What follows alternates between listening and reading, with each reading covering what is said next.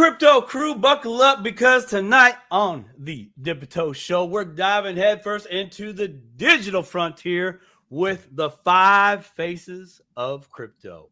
That's right. We've got 5 unstoppable voices from the wild world of crypto, blockchain, and digital assets. And guess what, guys? They're spilling it all. Ooh! How did they get here? We're going to talk about that. That's going to be some hot and fresh. What sparked the fire, which I love. I love those stories right there. We have some builders that are in here. We have investors that are lighting the way. Researchers. I mean, you can't be in this space without being a researcher. Let's just be real. 5 lives, 1 crypto obsession. They're going to be dropping their wildest stories, toughest lessons, and gold nugget advice for anybody ready to dip their toes into this ever-changing space. From grinding it out to cheering it on, these faces are shaping tomorrow. Ethan, Amy, Brent, Trizzo, Mr. Zaman. What? We're going to hear a story about that name. Trust me, you guys ain't going to want to miss a second. So stick around. It's going to be a fun show. Let's go! Dip that toe. Dip that toe, baby.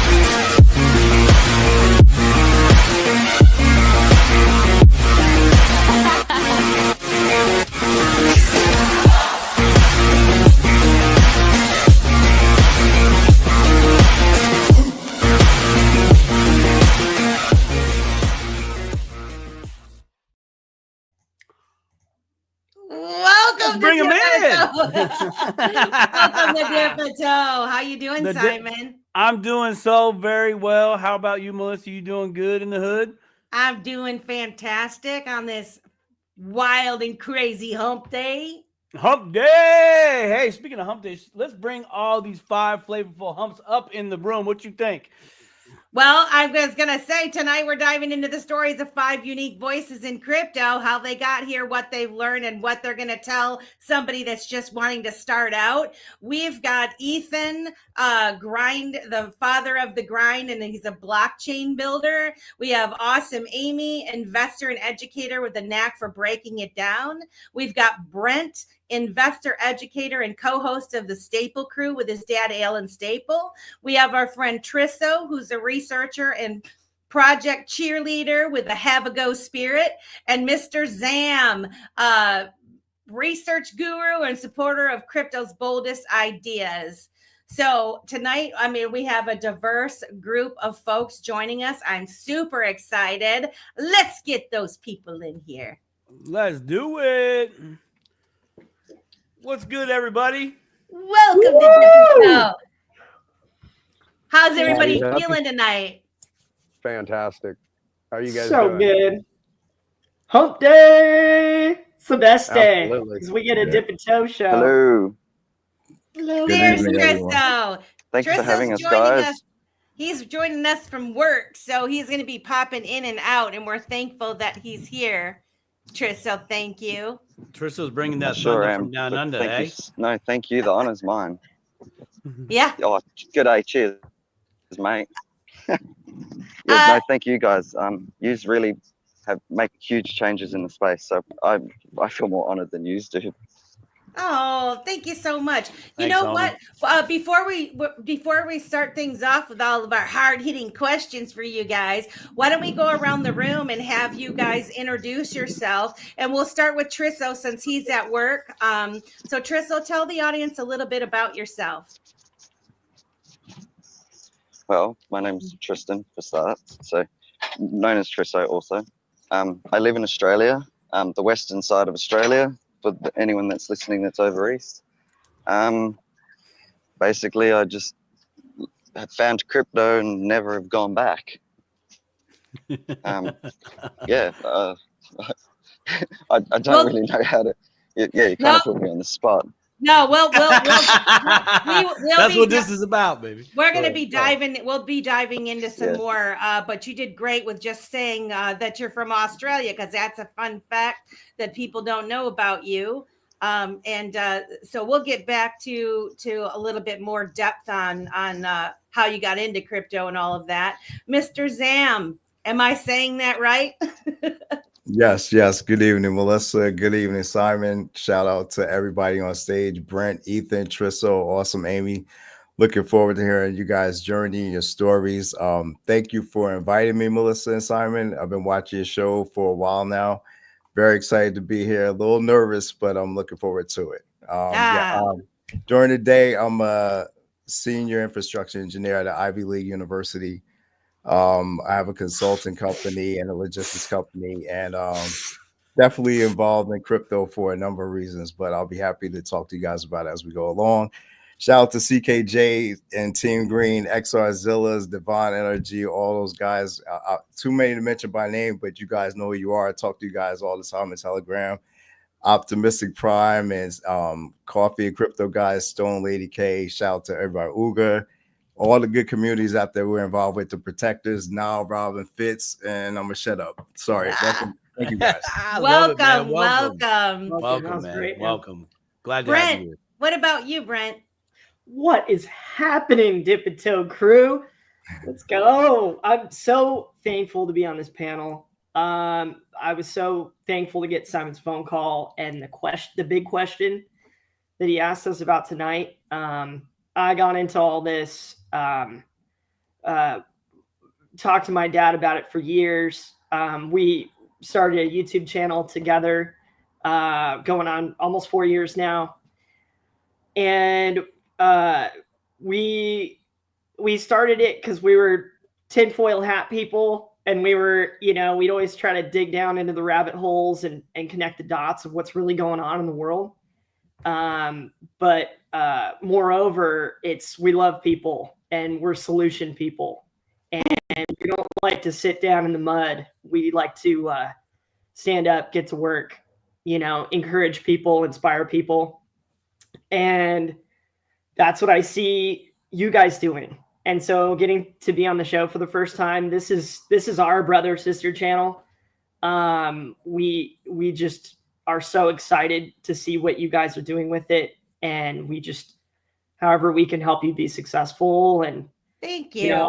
I studied and made notes. It wasn't just I love you, Brent. I can't wait to hear more. I want our audience to know where you're from and kind of what you do for a living, just to kind of touch on the diversity of who we have on the stage tonight. You're just a regular hardworking man. I'm a regular hardworking man outside of YouTube. I work for a large corporation by day. Also do construction on the side, and then I'm now really trying to put in a full-time effort on the side towards building our channel and our community with the Staple Crew. And luckily I have the most amazing partner in my dad, and we're just, hitting the right spot at the right time. And it's exciting. I have so much going on, but I feel like that's when I've thrived in life. When you start putting a bunch of things together and you put a bunch of energy out, all of a sudden all these opportunities start coming at you. Yep. And I have an opportunity at another job right now that I'd really like to pursue. and it would be kind of a cool career where I'm at here. I live in San Luis Obispo, California, so Central Coast. Great place to live. You know, I'm off and on for 20 years, and I'm very, very lucky. Uncle of 2 girls. I have just amazing friends and people in my life, and yeah, I'm just I'm a happy guy. Well, And I'm happy to know all of you and get to know the rest of the panel tonight. This is exciting. We can't wait to hear more about your story. Awesome, Amy. Please tell us a little bit about yourself. Where are you from? What you do besides crypto? I'm from the Midwest. Thanks for having me on tonight. I'm from the Midwest, so smack dab right in the middle of the United States, you know, 2 days away from everywhere. I'm professional. I work in transportation, and I work at the global executive desk. So I'm the person that gets the email that says this needs to happen, and then I make it happen. Very cool. Yes. My son happens to work in logistics and transport, so we might have an interesting conversation offline later. Well, welcome to Dip a Toe, and can't wait to hear more of your story. Ethan, father of the grind, tell Dip a Toe audience a little bit about yourself. Well, I'm a father of 3 boys. I've been in and out of crypto for probably about 7 years. I got out of it for a while. But when I got back into it, I stumbled upon the XRPL, and it was unlike any other crypto experience I've ever had. And it honestly, it blossomed the idea that I had with the project that I wanted to build off to the side. I wasn't even thinking of doing a crypto project at first, but when I found the XRPL and how family oriented it is and how uplifting everybody is to each other and stuff, I couldn't think of a better way to give my project the voice that I wanted it to have, because I was wanting kind of like a father uplifting support group for men, and it doesn't necessarily even have to be fathers, you know, anybody out there on their grind even, and I tell everybody that. But when I found the XRPL, I couldn't think of a better way to give it a worldwide voice than launching a token and starting a community that way. Wow. Where are you from, and what do you do? What do you do in your off time from crypto? I'm a stay-at-home dad. Mom does all the working, so I spend all my time with my boys. I got 3 of them. One's 14, one's 5, and one's 3. And I live on the Oregon coast, and so we get all the different kinds of weather here. It's fun. That's awesome.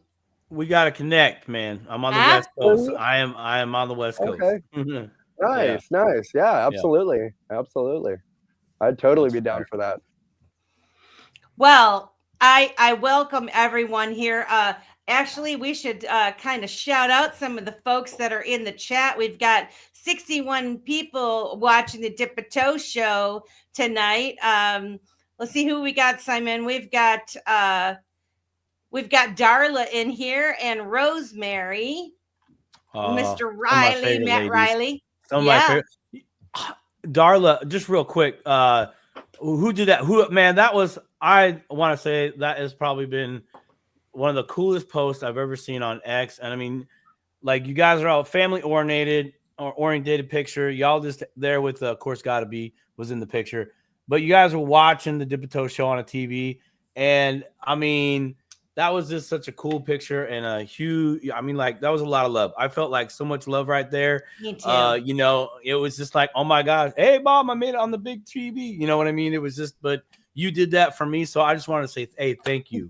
Thank you for doing it. Everybody that watches that, much appreciation. You know, big screen, little screen, vertical, sideways. I really do appreciate it. And it was a couple of days before she had the baby. So congratulations, Ryan and Darla, on a beautiful new baby. So Well, they did are rub the here. ankles, like I said last week. I said, rub those ankles. Maybe we'll come. That's cool. We also want to say hello to Optimistic Prime, Susan Roblins in the house, Team Green Carpet Cleanings in the house. Who else we have? Marvin Davis, our friend Marvin Davis is here. Who else? Matt Crawfish. Riley. Oh, this is a funny The story. crawfish. The original crawfish. So, guys, I made a boo-boo because this whole time I thought crawfish was Brent Staple on Twitter, on X. And so when I created the show advertisement, I tagged crawfish, and crawfish is like, I'm pretty sure you meant Brent Staple. I'm like, yeah, that's you. And they're like, no, it's not. So we love you, crawfish. And we would love for you to come on the Dip a Toe show. I'm sorry I got the names crossed, but we do appreciate you coming to the show. We also have Rosemary in here, and who else? I thought I saw CKJ Crypto News, one of the old school guys. And I will tell you guys, CKJ was the very first channel that I ever listened to that spoke about the XRP ledger. And he was one of the very first guys that went to those early Bitcoin meetups. And he was the only XRP person there. So he sent me down a lot of rabbit holes, never even knew it. And then when we got our Dip a Toe show going, or actually it was even beyond that, it was Beyond the Brink. He was the first big show that ever followed me back and followed the show. And so I just want to give a shout out to CKJ. Super, super nice guy. A lot of good information coming out of him. TR is in the house.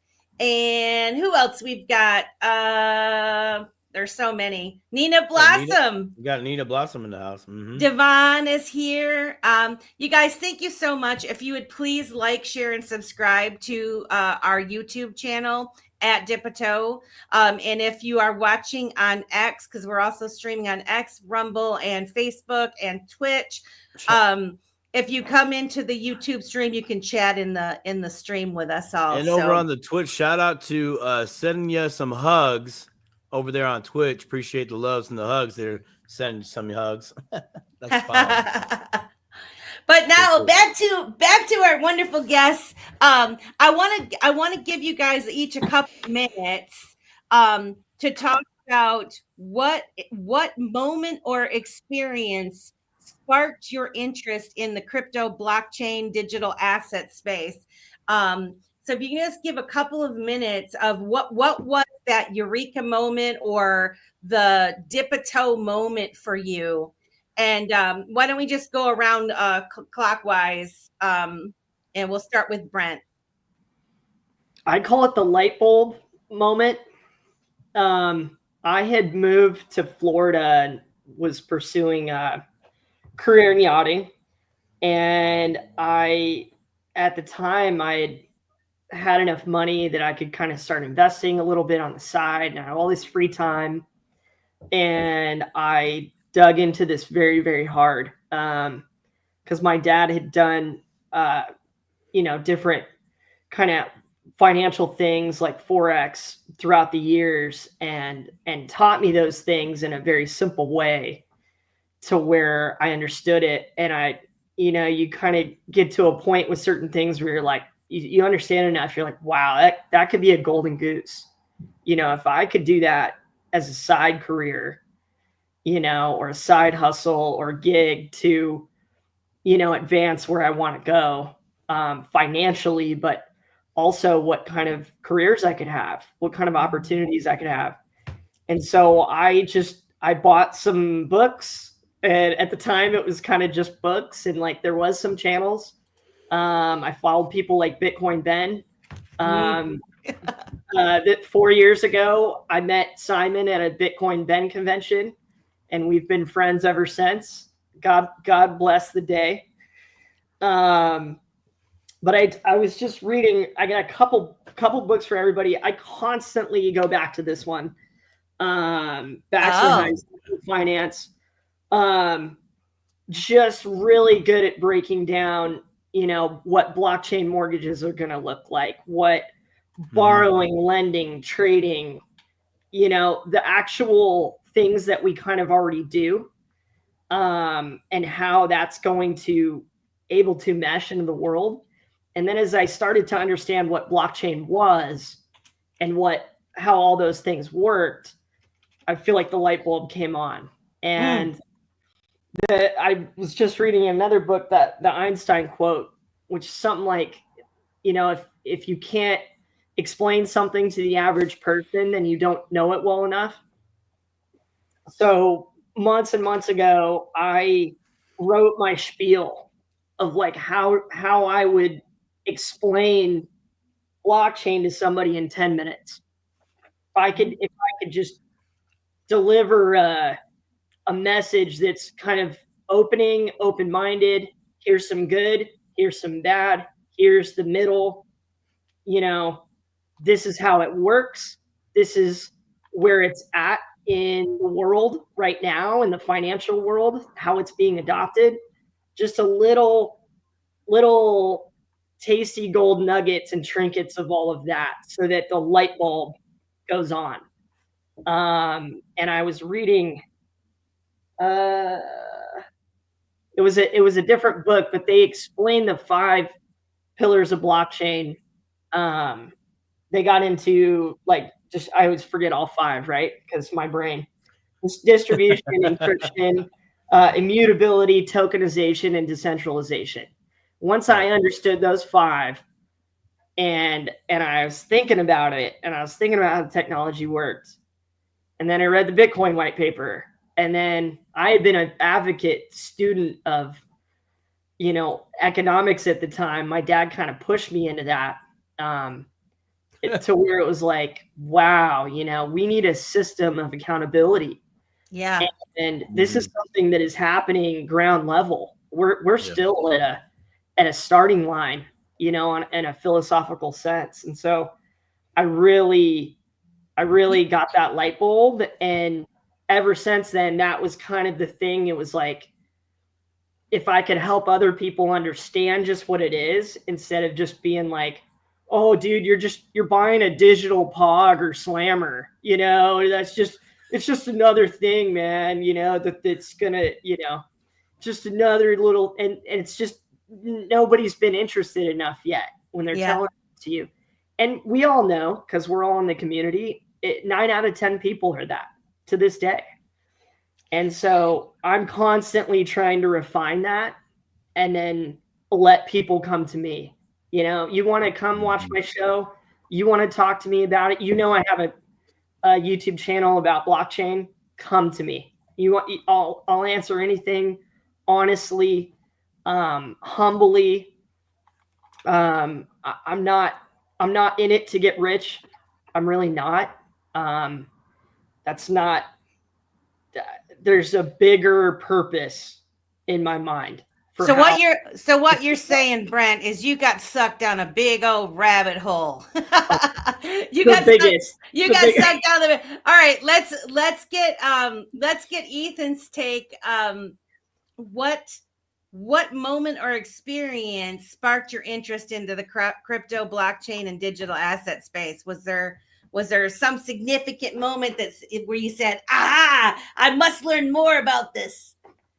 So I had a bunch of friends that I was working with at the time. This was when I was only a father of 1, before I had my 2 youngest. I had a buddy that I was working with, and we were real close friends, but he would always talk about how he was making money in crypto and stuff.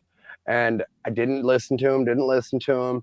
And he kept telling me to buy SHIB, in fact, and didn't listen to him. Then one day he walks in and quits. And I was like, what are you doing? He's like, dude, I don't need to work here anymore. I have over a year's salary in my crypto wallet right now. I'm done with this job. In a year, I'll go look for a new job. I was like, are you serious? He's like, yeah, if you would have bought SHIB when I did, you would have the same thing. He only put I think he said $400 into it. And he walked away with $80,000 or something. And I was just like, wow. I looked into it immediately. Immediately started looking into it. Unfortunately, SHIB was already on its downfall. I bought in, got wrecked. decided to invest in other things. There was another token on Ethereum called Satama Inu. I don't know if any of you guys have heard of that one. Yep. No, Okay. I haven't. I put $300 into that when it first Yeah. launched, and I watched it Nice. for about a week. It went to $3,000. Well, I was Yep. still inexperienced, and I Right. pulled all of it. I went back a month later and looked at that transaction. If I would have left it in for 1 month, I would have been a millionaire. I would have had over $3 million. I still stayed in crypto for a while. Got really heavily involved. Pains, man. Yeah, I feel it. Man, yes, absolutely. I feel it. I have a similar story. I have a similar I story. still cry about it, man. I tell you. CKJ But- says, "Oh snap! Thanks, Gary. Yeah, thanks, Gary, for giving us a little bit more time, huh? Yeah. to learn our Right. lessons, right? Yeah, yeah, you know. Absolutely. But you kind of, you know, in that real quick, you kind of hit a trifecta that we can kind of get in. Didn't listen to a friend, bought the top, and sold too early. Like, you're good. Yep. You've taken your lumps. You are now officially a fellow Cryptopian. Just within the That's matter it. of a couple, you know, like 3 months. That's pretty good. Yeah. Yeah, it wasn't too bad, you know. And in the end, I ended up. I think I only invested back then about $2,500, and I ended up cashing out about 30 grand before I ended up leaving crypto for a few years. Not too And shabby. yeah, so I didn't do bad. I mean, I didn't end up rich or anything. And honestly, that's never what I've looked at crypto for either. I've always thought of blockchain technology as it's going to be the new financial system worldwide, period. You know, whether it's XRP, which we all know it is, or whatever.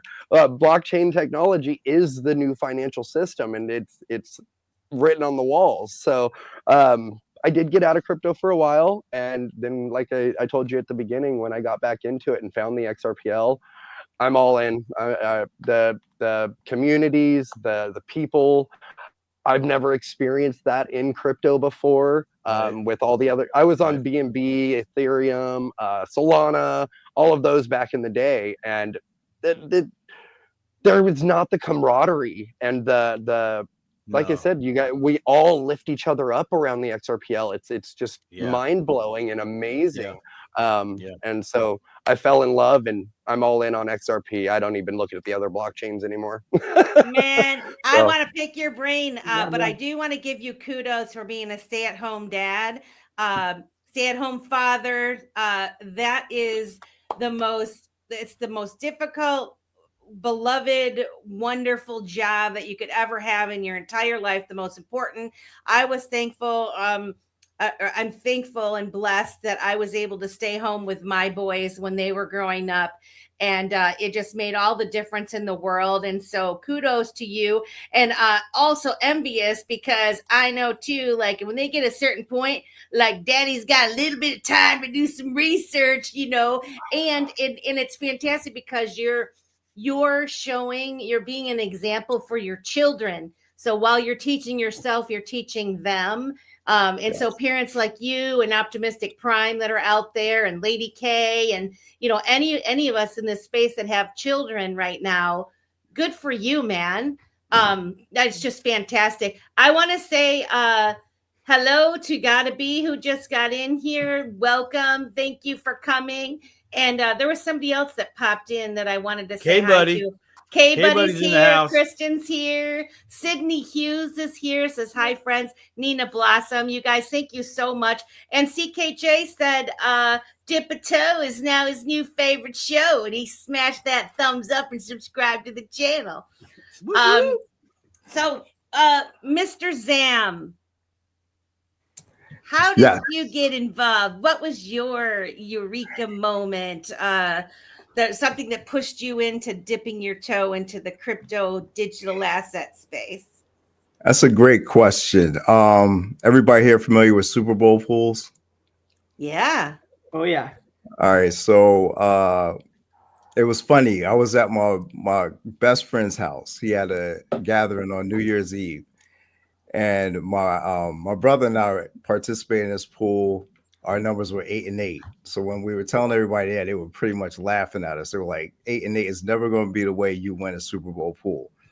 But it just so happened to be the years that the Patriots tied with the Falcons for overtime, and the game went to overtime, and their score was 28-28. So we hit that pool. That led to us taking courses in investing. After that, the investing courses, crypto started bubbling. So this was 2017. And yeah, so at that point, we just decided, let's look into this crypto thing. And we found out about people like Sam I Am at the time. I'm sorry, Sam I Am. Am. Yeah, so Sam I Am. I can see how you could get that twisted though. Yeah, and to the life coach, and then CKJ, come across CKJ and everything he was doing the deep dives. He was mentioning names I had no idea who these people Legend. were. Legend. Yeah, That man's a legend. Yeah, so at that point, we just knew that there was something there that we needed to look further into.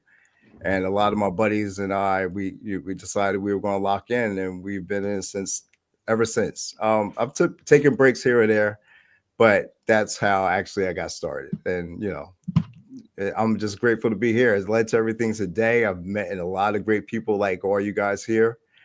Making incredible headway with Team Green and lower level and all the guys that are doing specific projects, the UGA community, the protectors of the frequency.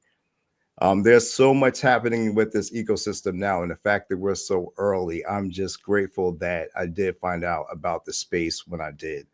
And I'm just happy to see so many people doing well from it. Teaching people, it's very important that all of us have a philanthropic mindset where we can eventually give back to those that aren't participating yet.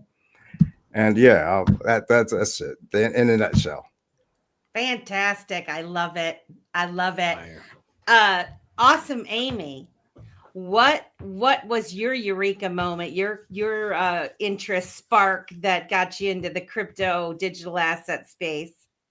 Well, let me back up a little bit. I do play in silver. I'm 4th generation coin collector. I do play in foreign currencies as well.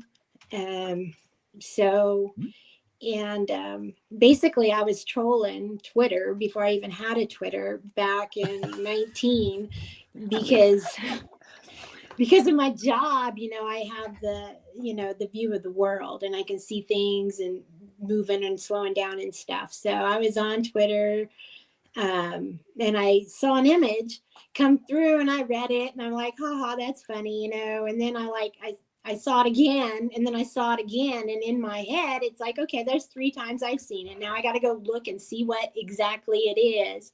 And so that's what I did. And that it was like about OpenCoin, which was pre-Riddle or pre-Ripple. Yeah. So then I had to go find that, and then we found the casino coin. So then I had to figure all that out too, to get it from point A to point B, but I had all this time because, that's when everything was, during the 2020s, when everything was going kind of weird.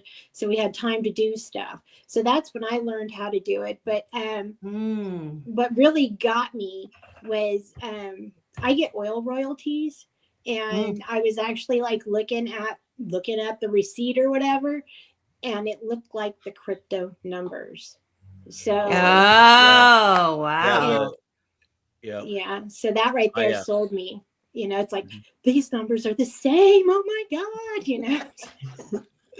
So that's what sold me on it. And I've been in, XRP. I did try to break it down, and I sectioned it off. So I went gaming, entertainment, military, and I bought all these coins, and I researched them all on YouTube. I mean, I used to, watch XRP Chiz, XRP Bags, Extra VOD, Digital Asset, Perspective Digital, and I'd watch them every night. And then, if I find something else that they said, then I would go research that, and so I did that for, since 2020. Basically, I just taught myself. And if I got stuck, I call my kid over and say, come help me, you know, but that's how I got into it. And I've been here ever since. But being in XRP, then they had the whole flare thing. So then I got into the flare and the songbird, which I do have some of that. And I do help out a project there, Dragon's Lair. So on that chain. So, but my heart is with the XRP, and it's always been there. So I've met so many people, and I'm just really, really grateful to be here. Everybody's so kind, and you know, if you got questions, just ask. People are there to help, and that's how it was. I came in through digital ID, and because they had the credit card where if you spend it, then you would get paid back in Ripple, and it's like I wanted to do that. Man, so, you are an OG. and so Huh? I was a mod there. And that was the first time I ever got paid in XRP, was doing that, you know, and I was just like totally blown away, because I was like, you know, just so, you know, just so. Let's go shopping. Yeah. I want to expand on that in a little bit. Simon, you want to tell your story and then tell the audience that you got to go? What? I gotta go. I do. Well, just a He's short coming back. little window. I'm gonna be coming back. I actually have a call to explain what tokenization is and how the project that I'm now going to be doing and being a part of, and how that's going to play into a bigger investment, a bigger deal. Because as most of us seasoned people know in the crypto space, and it takes us a little while to figure it out in our own way, which I absolutely love. That's kind of one of the one things here. You guys all have kind of really touched on it. It's the community. XRP community is fire. I've never felt more welcoming, right? But the characteristics of all the different change in the communities in there, right? It's really a learn at your own pace. And there's no, I don't know. School, college is one thing. You're feeling the pressure. This is it's just like, hey, you meet up at the bar or some gathering or whatever, like once a month, right? You just happen to be at the same restaurant and you guys are all talking crypto and everybody's like, dude, check this play out, run this play. Okay, thank you. And then you see him in you see them 2 months, like, you so help me. Oh my God, thank you. Cool. What are you about? And then you actually have some info that plugs them in their life and they get elevated. And that part I fell in love with. That's what really got me. So tonight I get an opportunity to show that, because the big money normies, if you will, right? The ones that are very cautious and very wise are now starting to reach out and wanting to participate. And they're showing me their value of how they take one asset and make more assets with it. So I'm showing them another solution to cut down, tokenization. Very efficient. Money can happen like this. Yep. Profits profits are distributed. Boom, you got it. Just like we're going back to I get paid every day. I don't have to work a week, then wait for payroll, and I get it basically. I've been in the game for 2 weeks and I'm now just getting my first check, kind of a thing. So yeah. I'm really excited for the opportunity. So I do got to go here as soon as they send me a text to do that call. Tell your what sparked you to get involved in crypto. Tell your story. All right. So real quick, some of you know this story and some of you don't. It's a bittersweet. 2009 March. My younger brother, told me about this thing called Bitcoin. And I was like, well, what is it? And he literally said the words, it's like magic internet money, kind of a thing. Like, he didn't have the vocabulary for it, right? But he literally said that. So anytime I hear someone says, oh, it's magic internet money, I'm like, dude, that's what my brother said.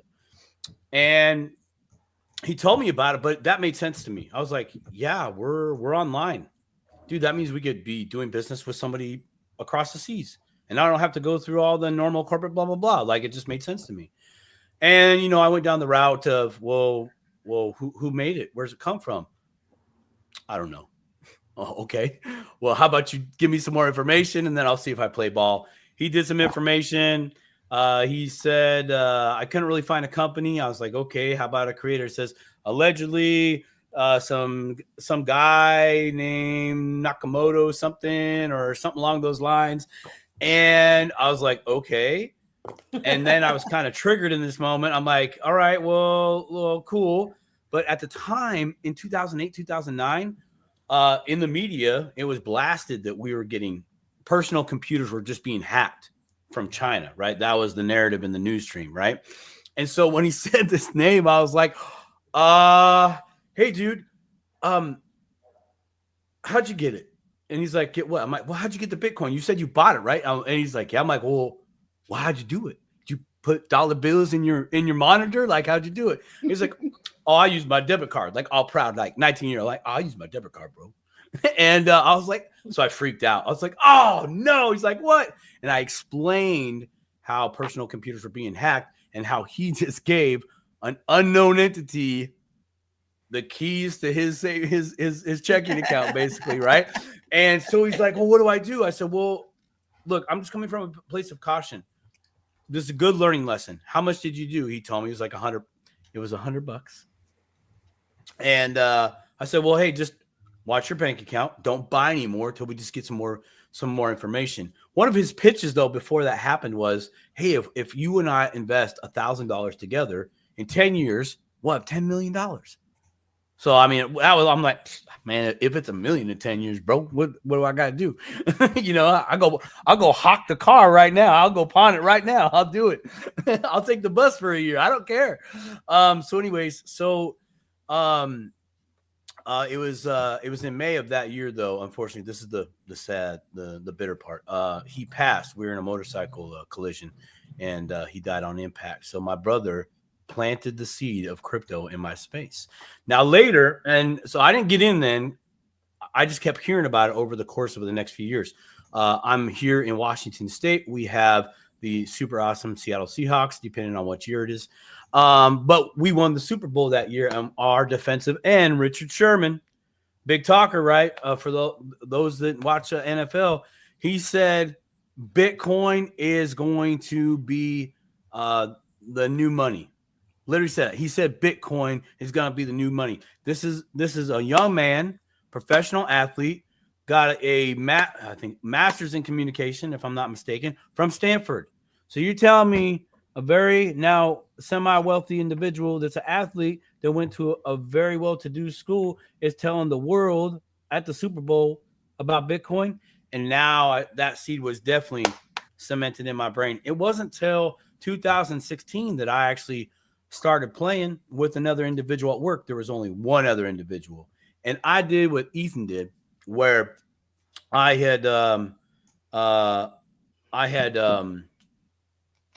crypto, and I was doing what Awesome Amy was doing, buying silver. Because I was at this point in my life where I'm like, I have to take my own financial health into my own hands. Like, I mean, I'm a union sheet metal worker by day. Everything else by night, literally everything else by night. Anything I can get my hands to, I'm about it. As long as it's lawful, legal, and ethical. So I started buying one Litecoin because that's what I could get at Coinbase. Coinbase was there, right? So my mind was I had to pay all the same money to get one coin. I was not aware about the fractional pieces that you could buy, right? That came way later because Bitcoin at the time was like $300. And I was like, ooh, I don't know if I could do that. But silver that I was currently buying at the time was also $20. So I bought physical and I bought digital. That was the play for me. I'm going to play both worlds. That was a solid play in my world. And so the price started going up, right? This is 2016, and now we're getting to 2017, and things are starting to chug along, right? So in October 2017, I 1x'd my investment for the whole year. I was like, whoop, money gone, I'm out, man. I'm taking my money off the table, right? But I mean, we all laugh about it, but that was a smart play. I mean, that was, hey, I 1x my money. You don't know what you don't know, right? Yeah, right. You don't know what you don't know. And I say bye because it was literally a couple weeks later. October it dropped down one more time, just a little bit. And then we started to go back up. By my birthday, which is in November, we started to go. And I got my first lesson of don't jump in, don't FOMO in, don't FOMO in. I didn't. I waited for that thing to peak, and it peaked. Ooh, I got out at $60. It went to $363, and I was like, oh, I didn't know it could do that. Now I'm hooked. Like, I am hooked. I am the guy on the job site talking to everybody that's work. I'm like, y'all need to put your money right here. I'm telling you, you need to put your money right here. You can get in, go through some hard times, pull out, do what you got to do, and then get back in. Dude, this is a play. I'm telling you, it's going to be here. And after that, on job sites where I'd go, you the crypto guy? Yeah. Hey, what you heard about this? And I'd have to try to explain something in like a 5-minute elevator ride from the ground floor all the way up to floor, like, 50 or something. Or if I would I'd go to the bathroom to, check prices, of course. I'd get a couple shout outs from other trades or people that knew that I was in, and they were getting in. Hey, can you check on the price for this, man? Can you check on the price? And then can we talk at lunch? I'm like, sure. So, I mean, that's how my story progressed through all that, to where consulting, educating, informing, not an influencer, more of an encourager than anything. So, yeah, man. There's my story. And if y'all want the rest of it, you got to come to either Las Vegas in May at the XRP Las Vegas, or you got to watch us on IMU TV. I'll try to do a little bit of sharing there too, but that's some of my story. Thank you, Melissa, for the opportunity. Oh, you're welcome. I want to tell my story, but first I want to give a shout out to, we have 68J and CKJ in the house. Both of them. 68J in the house, my man. Since you brought up XRP Las Vegas, and we're gonna advertise this up until Las Vegas. Not only do we have our own pre-party sponsored by Alan Staple and the Staple Crew and Dave from Digital Outlook and T.O. Trini, that's going to be a Thursday night pre-party. So if you're going to XRP Las Vegas, please come on Thursday night. We'll give more details on that. But Crypto CKJ and 68J are hosting an after party on Saturday night. They have tickets for that. There's less than 100 left, guys, and they're $40 now and $50 at the door. But you're going to want to prepay and buy your tickets now. They've got a lineup of folks. There's going to be food there, and Crypto Tales is going to perform. So anyway, I just want to give them a shout out, and we will post the link to where they can buy tickets and all of that stuff. And it's going to be a great time. Anyway. Hell yeah. And so my story is I too, and if you have to disappear, I'm watching the phone right now. When I do, I'm just going to do my deuces, mute my camera and mic, and you can put me in timeout, okay? I'll put you in timeout. All right, thank you. So my story too is also 16 years ago, like to 16, 17 years ago, 2008, 2009-ish. I don't know if he was 15 or 16 years old, but my youngest son came in my bedroom one day and he said, "Hey, Mom, I'm buying some. I'm going to buy this Bitcoin thing." And I said, "What are you talking about?" And he's like, "Well, so and so bought some Bitcoin, and you can spend it." I'm like, "Well, what is it?" And I got all aggressive as a mom, like, well, what is it? He's like, I said, "No, you're not. You're not doing that. You don't know these people. You don't know what that is." He's like, "But it's going to be really important, Mom." I was like, No, you're not. So I told him no. Okay. Big, huge mistake. Because I'm sure it was pennies on the dollar at that point. So anyway. Yeah. So when I did tell him no, I did decide to look into it. So I tried to look into it a little bit. Everybody I came across that was explaining Bitcoin was like way over my head, way technical stuff, way boring, absolutely like watching paint dry on the wall. It was, and I said, "Oh, hell no. This is like, I don't get involved in things that I don't understand. And I tend to stay away." So I said no. So I stayed away from it. And then, I don't know, 2015, I think when Trump came down the escalator, and there was a whole bunch of, rigmarole, and we're not going to go into the politics of it, but in any event, the more people pushed back that they didn't want Trump to be the president, and I would watch the things that people said, and I said, like, I got to see this stuff for myself, and I would go and investigate it myself, and I was like, well, that's not how it went down. And so I just started investigating and more and more and more things, and I started looking into like just all the floodgates. And I came across Bitcoin Ben, who CKJ said Bitcoin Ben's a legend. I came across Bitcoin Ben. Well, actually, this is not true. Before that, our big boss at work in 2019, I think it was 2019, Swan Bitcoin had a give Bitcoin thing where you could gift somebody Bitcoin. They had to keep it in their wallet for a year. They had to keep it in custody for a year. And all through that year, you got emails to educate you on Bitcoin. Perfect concept, wonderful concept to teach people. And so, he walked us through doing the KYC, because you had to do the KYC for the Give Bitcoin thing. And I trusted my boss. So I said, okay, I'll do this. Didn't know much about it. I'm the only one out of the 7 employees that he gifted Bitcoin that actually ran with the ball, man. Like, boy, did I ever run with it. And I came across the Bitcoin Ben channel, and I started learning more and more about it. And I'm like, this is really big. And like you said, Ethan, you recognized right away, like, they're transforming our system. Our whole system is being changed, switched over.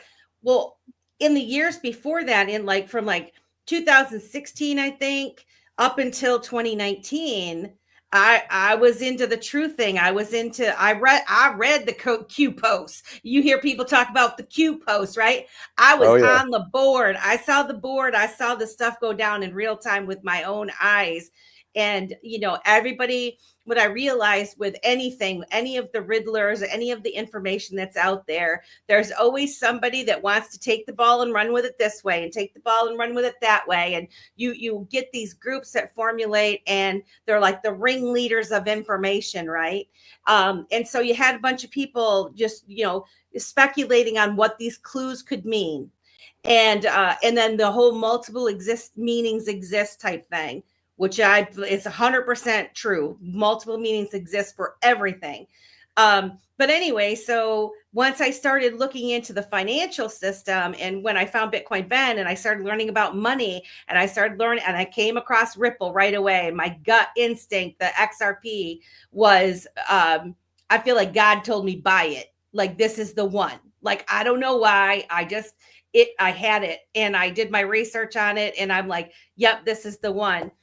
And what I realized was those Q posts, they got a lot to do with the financial transformation that's going on right now. So all of the hints, if you ever did read any of them in real time, you go back with them with fresh eyes, you will see there's a lot of overlap with it. So in any event, once I started learning about it, I just kept learning and teaching. And by the end of the day, I've had my ups and downs, and we can go through that stuff later on when we talk about experiences. But one thing is for certain that I've discovered. So I'm an accountant. We got a sheet metal worker. We've got a stay-at-home father. We have a construction worker. We have an executive. We have a logistics person. Pretty sure Trisso does something in construction, or I'm not exactly sure what his job is, but we're all from diverse backgrounds, and we've all been led. A fire's been lit underneath us to learn more about this space. And like Mr. Zam said, we want to give back. This is something that I every single person that I've come across, in particular the XRP community, but Simon and I have also run in circles with the Bitcoin folks, and there's a lot of people in that community too. Like, what I guess what I want to say is, anybody, no matter what community you're in. There are so many good people, and we're starting now to kind of come together, because I think we're all in agreement, at least in this panel, that it's not going to be one chain that's going to run them all, that's going to rule them all. It's going to be interoperable with each other. So yeah, that's my story. I'm super excited about the future and where we're all headed. I wanted to ask you guys, what's one big lesson in like, 2-3 minutes? What's one big lesson you've learned that was either good or bad on your crypto journey so far? We'll start with Brent, and we'll go around the room again. B-Man, take it away, buddy. 3 minutes tops. 3 minutes tops. Clock starts now. Huh? Okay, let's try to lean into the good. Okay, part of my 3 minutes. Sending some love to our girl Becky right now. Some days you just need it, and if I wish we lived closer, I'd give you a real hug, girl. She's now a wrench on our channel, but she's a hell of a lot more than that. She's through experiences we've had and through her support, like this is going to get to the good. This is going to get to the good answer. Through the crypto community and being a part of it, like you were just talking about, Melissa, I kind of came into the financial world, like I had never really done much investing until I started buying crypto. And so, just blue collar, working, spending, living guy. And I thought, financial people were either just a bunch of nerds or psychopaths, usually. And so like, that's what I thought. And I was like, okay. So my dad's like, let's do a YouTube channel about the blockchain. And I'm like, well, yeah, we're very interested in it. What kind of crowd are we going to draw here? What's this really going to look like? And, it's funny. Everything that we found has been good. It is the community. It's, when I was saying earlier, like, I don't feel like I want to get rich with it now. It's because I want the right things to happen for it. And for its adoption to be more of a trade system for one-on-one for all of us and everybody watching and everybody that's your neighbor or everybody that's in your community. I think that's revolutionary. I think that's change, and that's that feeling and that thinking and wanting that, wanting more power and more of what we work for and the control that we should be able to have in our financial lives. I want people to make those decisions, and so I, start a channel, get involved with you guys on different stuff. And all I can think about now is the good, because yes, I've lost my ass on trades and I've done every dumb decision you can make in crypto. I really have. I've done pretty much everything now, good and bad. And I get invited onto something like this where I get to meet new people, and that's who I am. I'm like an energy guy, and I want to connect and I want to have deep conversations. I don't care what it's about. It doesn't matter what you come and talk to me about. And, my friend from our channel, was like, hey, just want some good juju today, send me something good. And the community that has, we've become a part of and they've become a part of us is the real wealth in this thing. It's the real, for me, it's the real vision of how I want blockchain to work and to be adopted into our world. I think if it can thread a couple of needles and it can do some different things, it could really be beneficial. And not the just network effect is massive today, or tomorrow, but make a big change down the road. And so I feel that more than ever. And I think that's what the big good thing in my mind is, that I'm still going. I'm still a part of it. I'm more interested than I've ever been. And you can't say that about things, that you've been in for a while. I've been at like 5 years now, and it's like pretty much everything else in my life at 5 years, I get bored with it and I move on for some reason.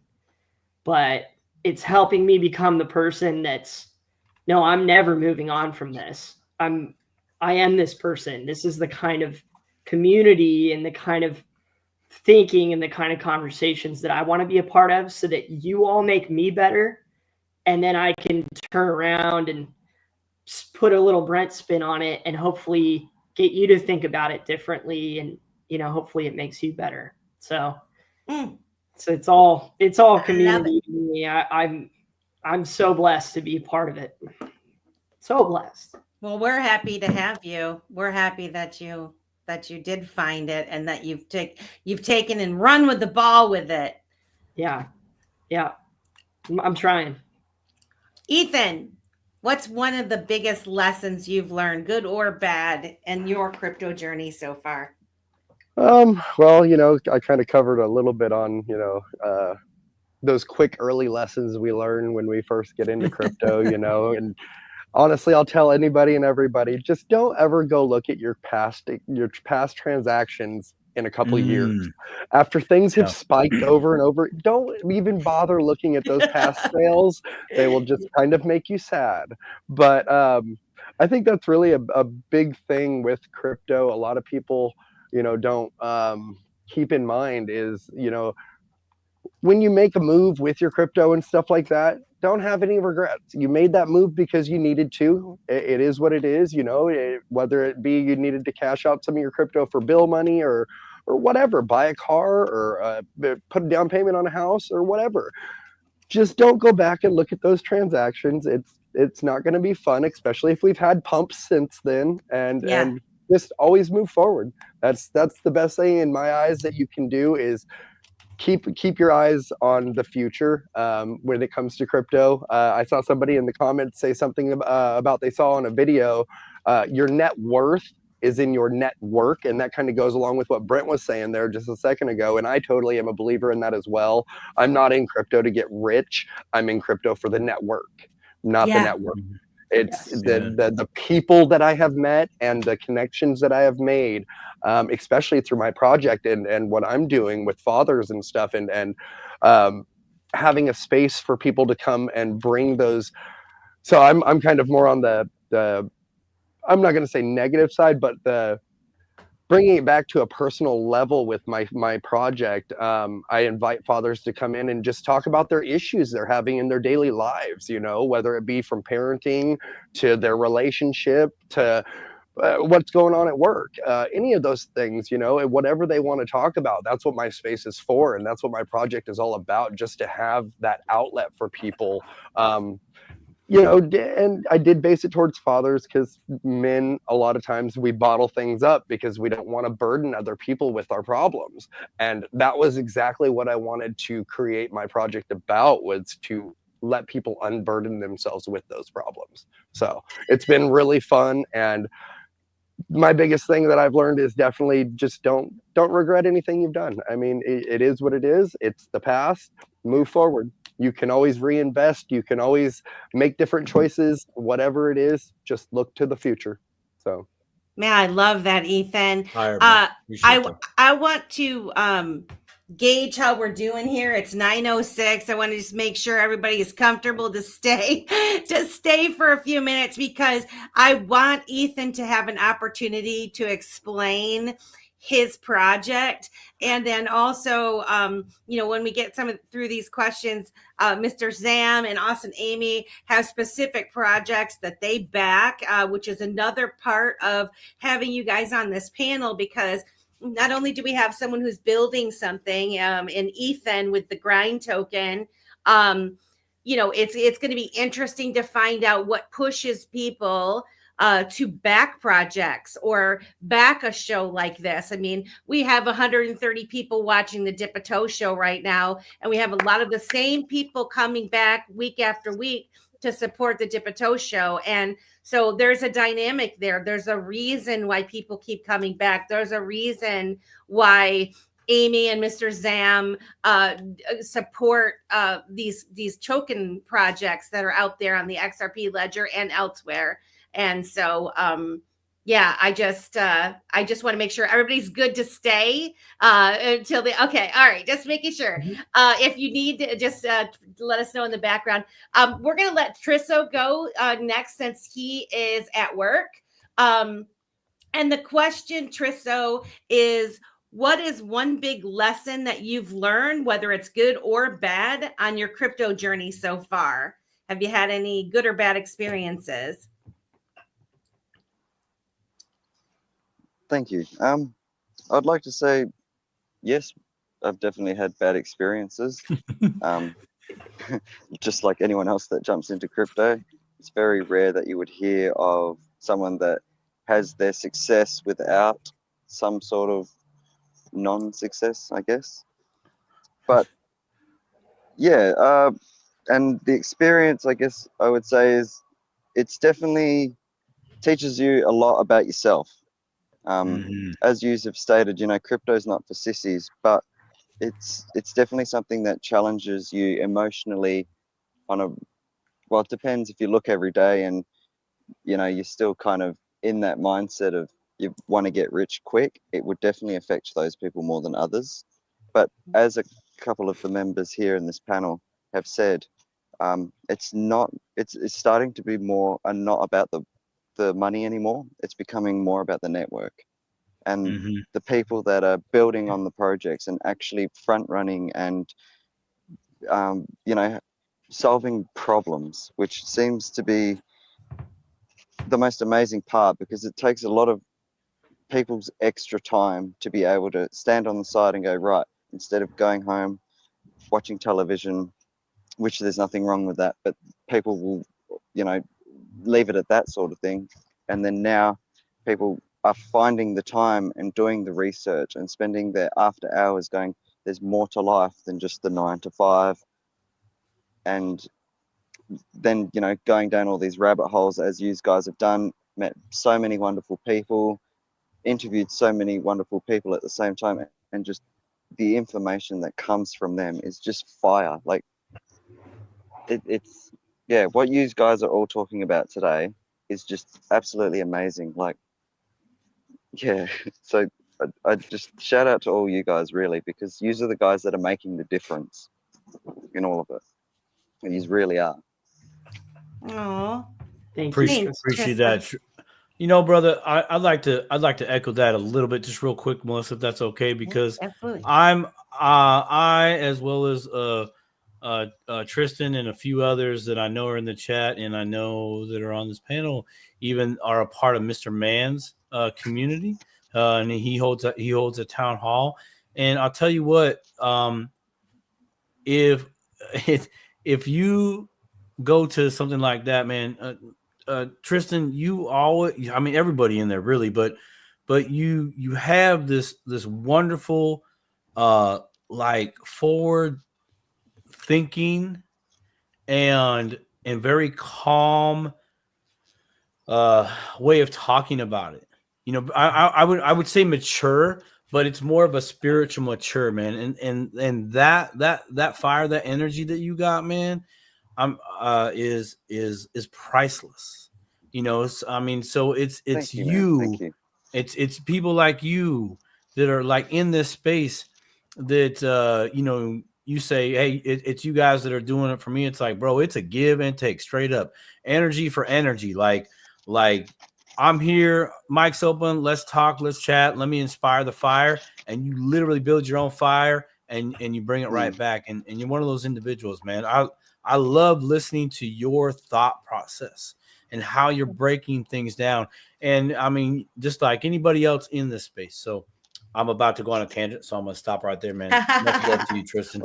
Much love. I can add to that a little bit. Thank you, Simon. Well, I like that you say that too, and thank you. I really appreciate that. I was just at a Black Swan event, which is like a crypto, quantum, digital sort of sector of everything. Yeah, I saw your Yeah, post. that Yeah. just happened in Perth for the last 3 days. And I can tell you now, some of those people that I met were very, very interesting individuals. And it was amazing that there was some people there that were highly, highly intelligent and coming mainly just to learn crypto. Like I met a 71-year-old individual, and he's like a mathematician for the university that they held the event at, and he wanted to learn everything there. So they discussed everything between crypto exchanges, digital like blockchain adoption, tokenizing of real world assets.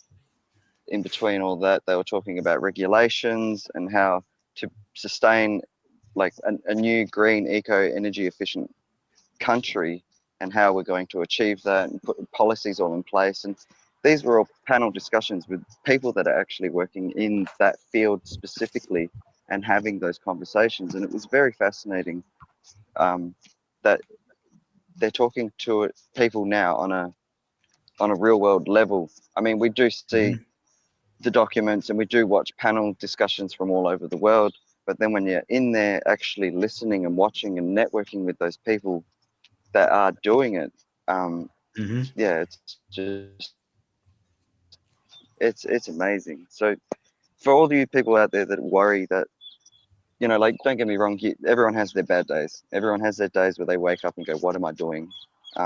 Or you have your down days, you have your up days. Yeah. And just you know, I got a tattoo on my eyebrow saying don't give up. So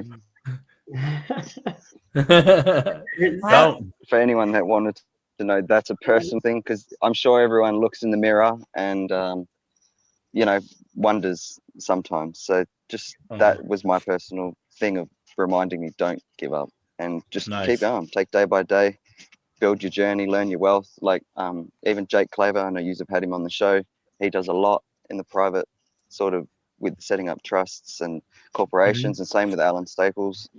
So like people like that really know what they're doing, and they've been doing it for years, and then they're just transitioning from the real world assets to the digital, or what do they call it, tradfi, so traditional finance to the real world, TradeFi to digital DeFi. finance. So yeah, exactly. So yeah, that I'll end it there. But thank you to everyone also.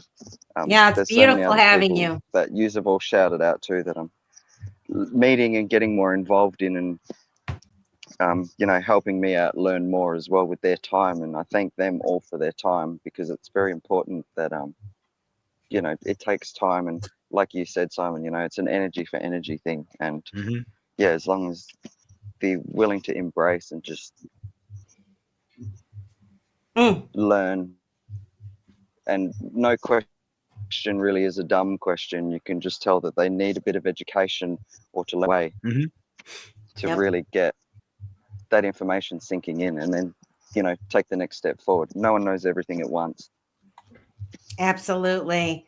Well said, Tristan. Well said, brother. Mr. Zam, what is the one big lesson you've learned that's good or bad on your crypto journey so far? I have to say the one big lesson I would recommend most people do is don't just be so quick to follow a crowd. Oh, that's a good one. Yeah. You know, because what happens when you follow a crowd is if they haven't really done their research and they're pulling you to a project that you're really not sure about, and you haven't done your own research, it can bite you. So years ago, I had a lot of XRP at the time, and I had someone introduce me to a trading bot that was being facilitated in South Africa.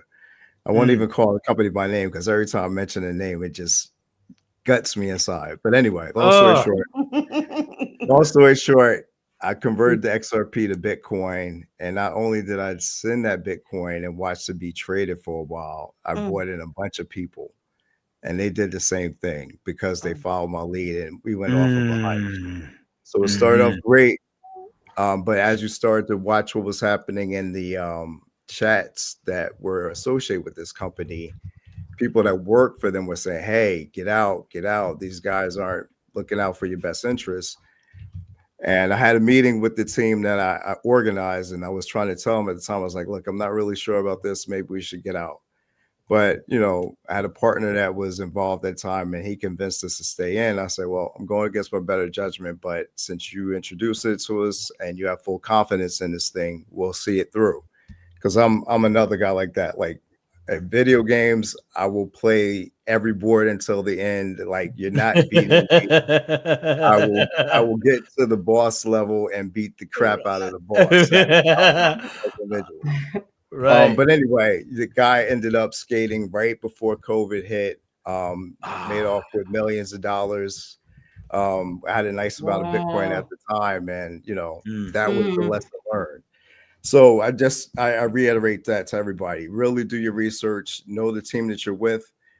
Make sure that you do more than just, you know, buy a token and expect it to accelerate in value or appreciate in value. Be patient. Sometimes it takes more time than not to actually, you know, figure things out. And sometimes you're going to take lumps, just like with anything, with it, whether it's stocks, options, you know, any form of investing. Anytime you're putting your hard-earned dollars somewhere, just be aware that it can affect not only you, but family members. There's ripple effects to everything. And I don't say ripple effect, you know, no pun intended, because Ripple, I believe, is a really great company. I believe they're going to do great things.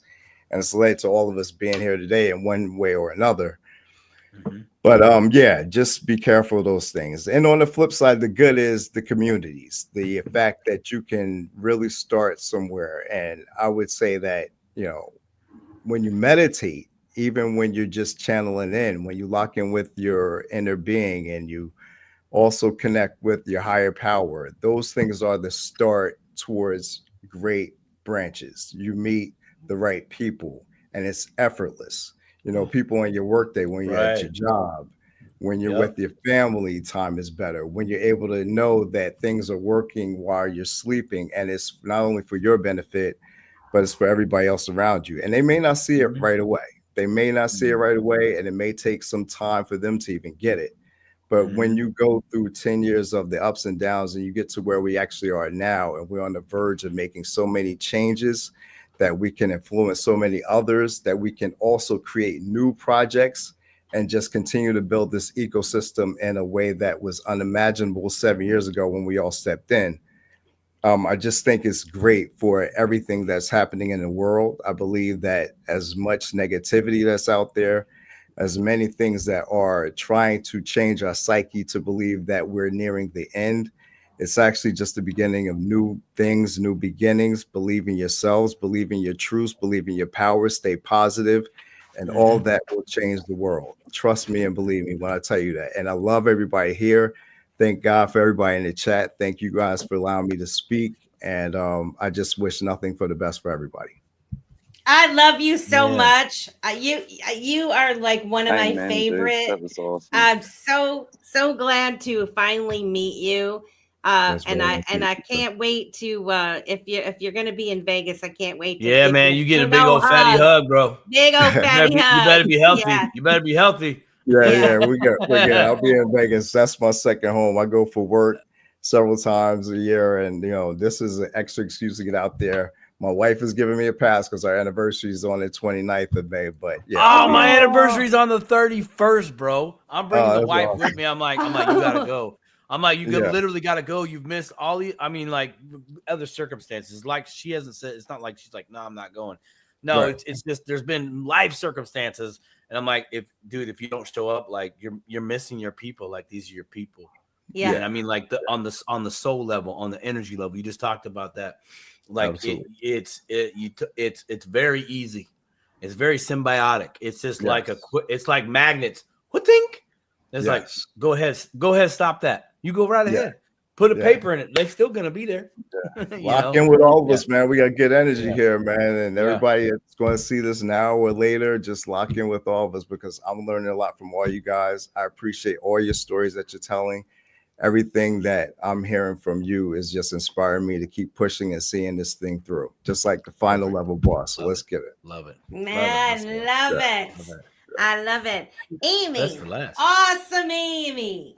Awesome, Amy. What is your good or bad crypto story, a lesson learned over your crypto journey so far? Well, like you all said, it's the networking and the people, and when we meet the people that, you know, they're just kind of like us, and then they become like CEOs of these big companies, and like we got, you know, instant message with them, and it's like a whole new world, you know. And that's pretty thrilling. I just like being here with the community. It gives me stuff to do with my time, and I learn with everybody, and you know, there's a bond with all the people, you know, which is really good. The bad downside is just the scammy people and the way that you have to protect yourself. You know, you have to worry about social engineering, and don't touch a link, or don't do anything that will get you compromised. So that would be probably the worst part, is that, you know, you're constantly, lack of a better way to put it, is you're walking on eggshells to make sure that you're covered and not doing anything that will trip you up. Yeah. And okay, well, that's how I do it, because I'm all freaky, like, I don't send me no links because I'm not touching it, you know. So I already, everybody knows, don't send me none. And but yeah, I mean, but the good outweighs the bad, I feel, in this community, because everybody is so kind, and there is a good energy, and everybody is going towards the same goal. You know, we all want better for everybody, and this is a vehicle that we're going to travel to get there. Man, well said, Amy. And you know, Yes. you're doing something that we all should have done anyway, right? Back in the day. I mean, how many times do they scam people over the phone or in your email? You know, we actually have been far too trusting over the years with our social media. We've lived our lives out in the open. We've given, hell, I'm old enough that I used to give my social security card and my driver's license and everything when we wrote a check. They used to do the old T on there. Huh? Yeah. You remember that? Okay. Yep. That's how old I am, my friend. I used to carry my social security card in my purse and have to show it to the 16-year-old clerk checking me out. So, I mean, things have come a long way. But so, you know, now we're all learning. And we're teaching ourselves about money. We're teaching ourselves about security. And as we're transitioning from the traditional financial system to the DeFi and the decentralized financial system, through that journey, we're learning about our own security. And so I don't know about you guys, but when it comes to, you know, we talk about digital identities, and I don't know whether it was Amy or I don't remember who touched on the fact of saying, you know, there's a world that's painted. Maybe it was Mr. Zam. There's some folks out there that want to paint the world as being scary, that we're entering into as a negative, the mark of the beast, and all of these types of things.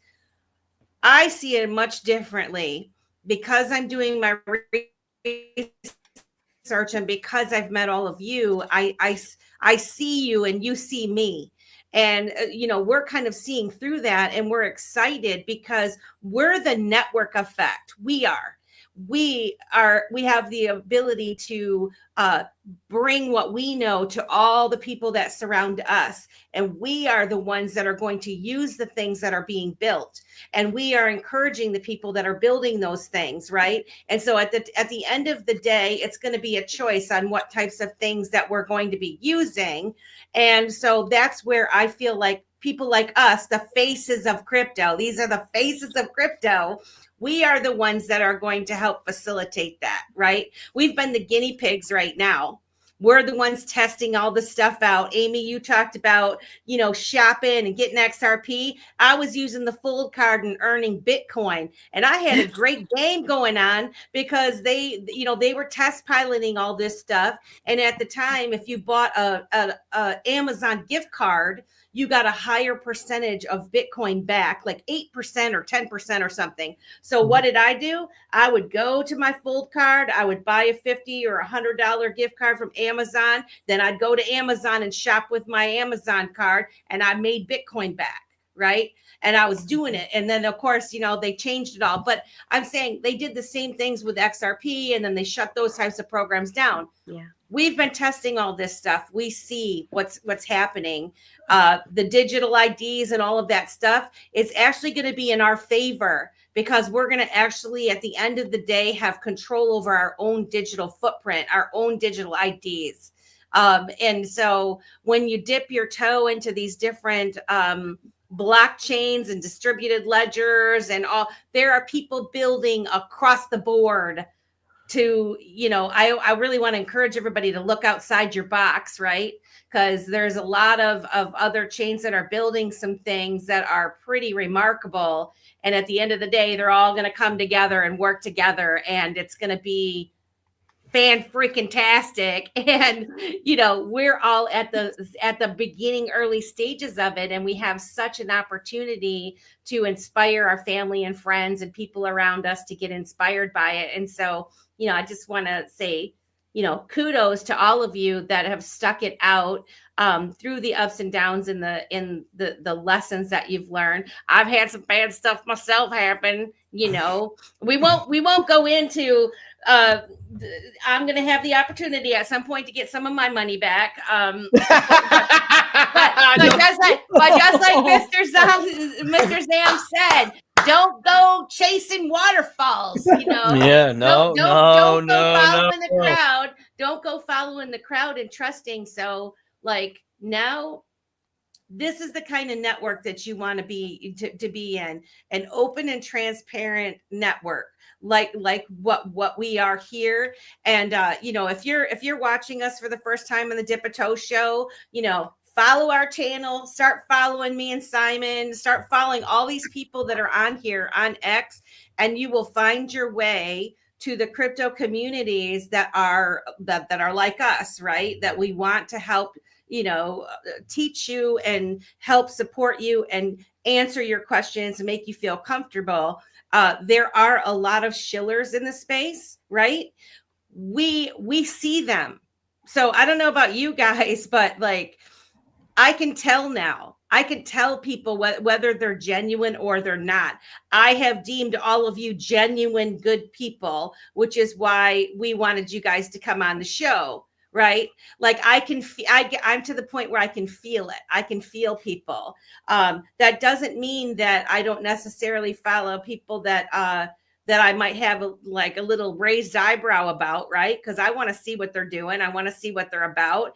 And I also have seen people evolve for where they might not have had the best intention when they first got into it, because, hey, we all get excited to make money, right?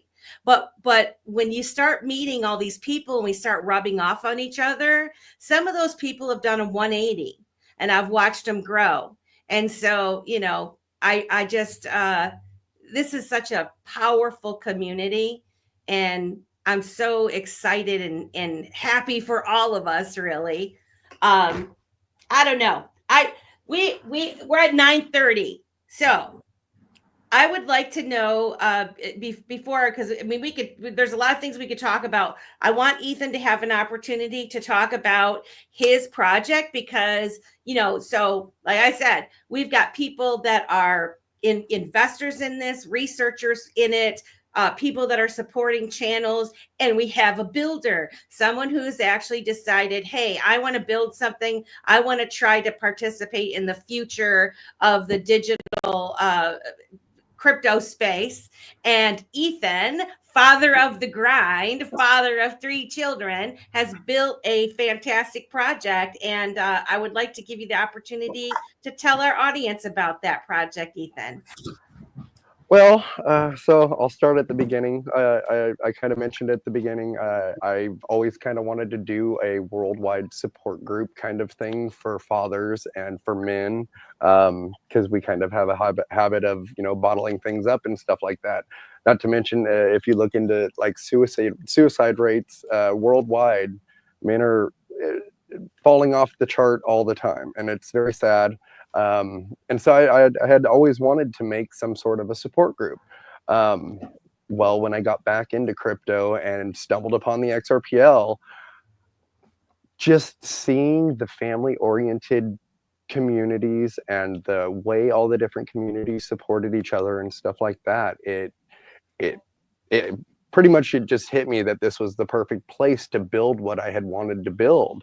And don't get me wrong, I did it totally unknowledgeable of the blockchain or how to code or anything like that. I launched off a First Ledger, and it went decent, you know, as for the token itself. But after a while, I got tired of seeing how many of these sniper bots that hit the First Ledger launch were sitting there exiting on my father's different fathers around the world's liquidity, and it was breaking my heart. I watched over $30,000 get exited out of our chart before I finally decided I wanted to put a stop to it. And I reached out to my community and I asked them if they would be good with me relaunching the token. And the amount of support that I got for that was actually mind-blowing. I ended up being able to scrape together 74% of our supply from the First Ledger launch to be able to relaunch the token.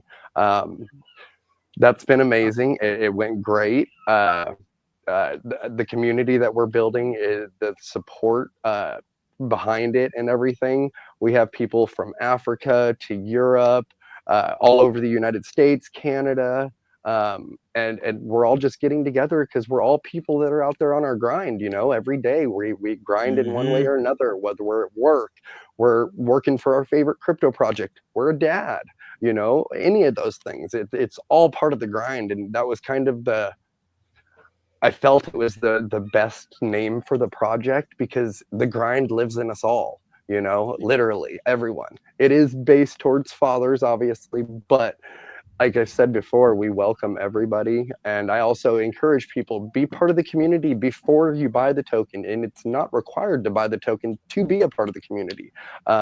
We only ever want anyone to invest, you know, what they can afford. And it's not even about the token itself. The whole point of the project, like I said, was the community, was the giving people an outlet where they can come and you know, I know we've all had those issues that just sit there and scratch at the back of our brain, and we don't know how to approach that subject with whoever or whatever we're having the issue with, and so we kind of just bottle it up and hold it in.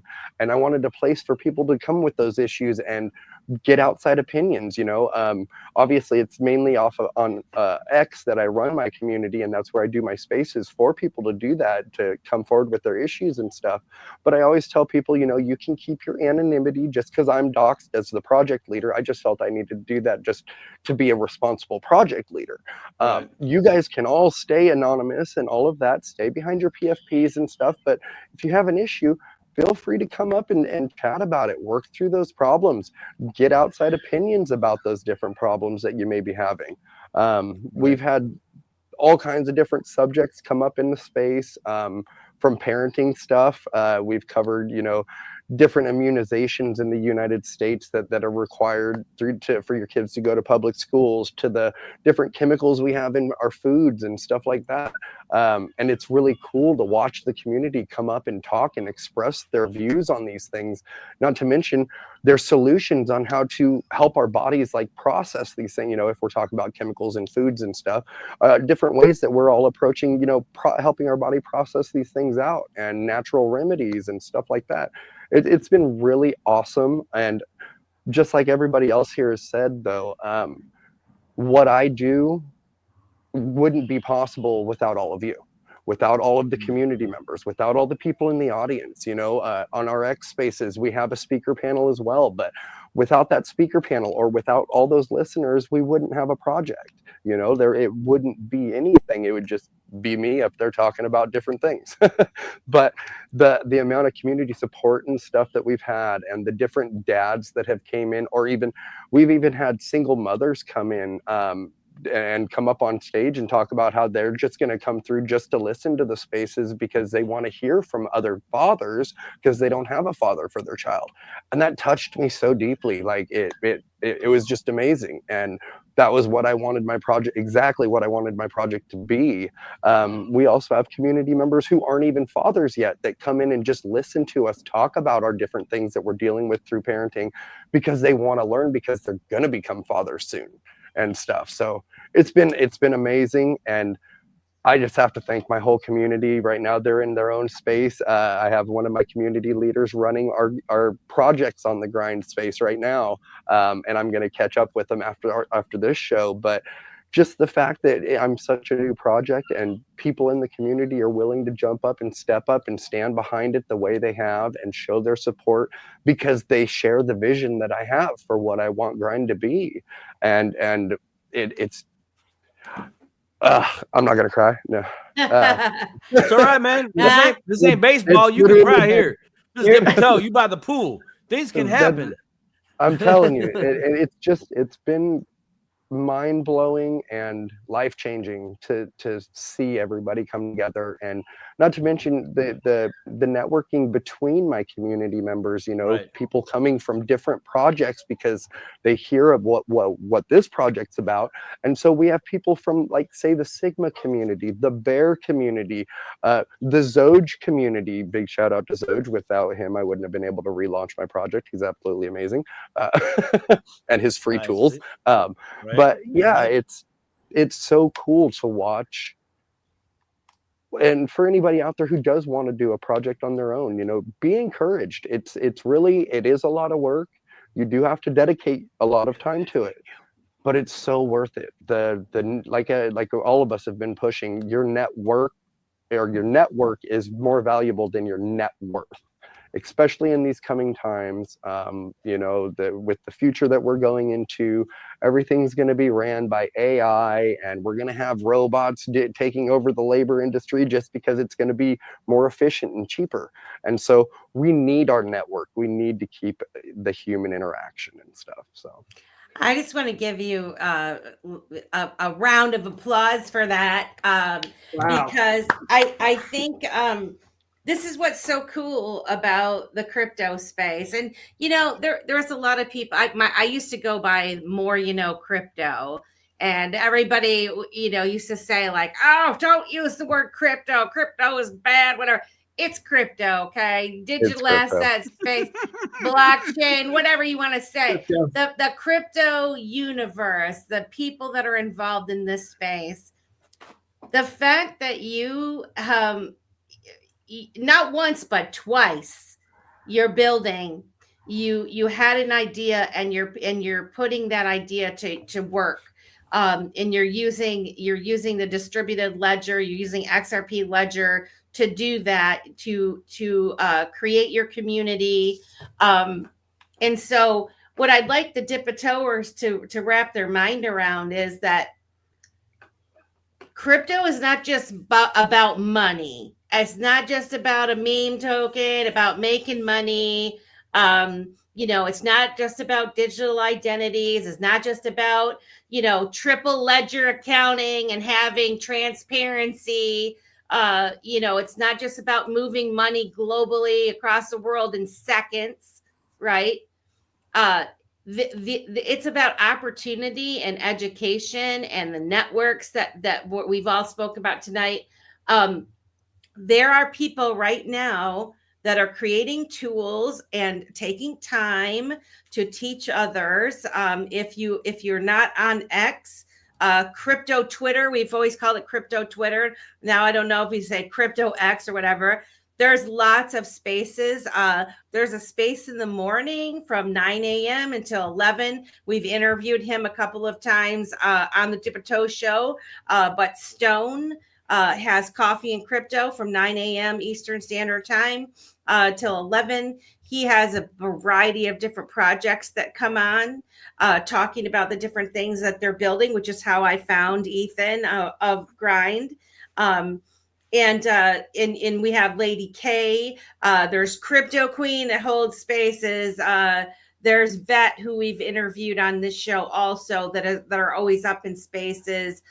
There's a lot of education that's happening for free on X, on YouTube, in Telegram. There's a lot of places. And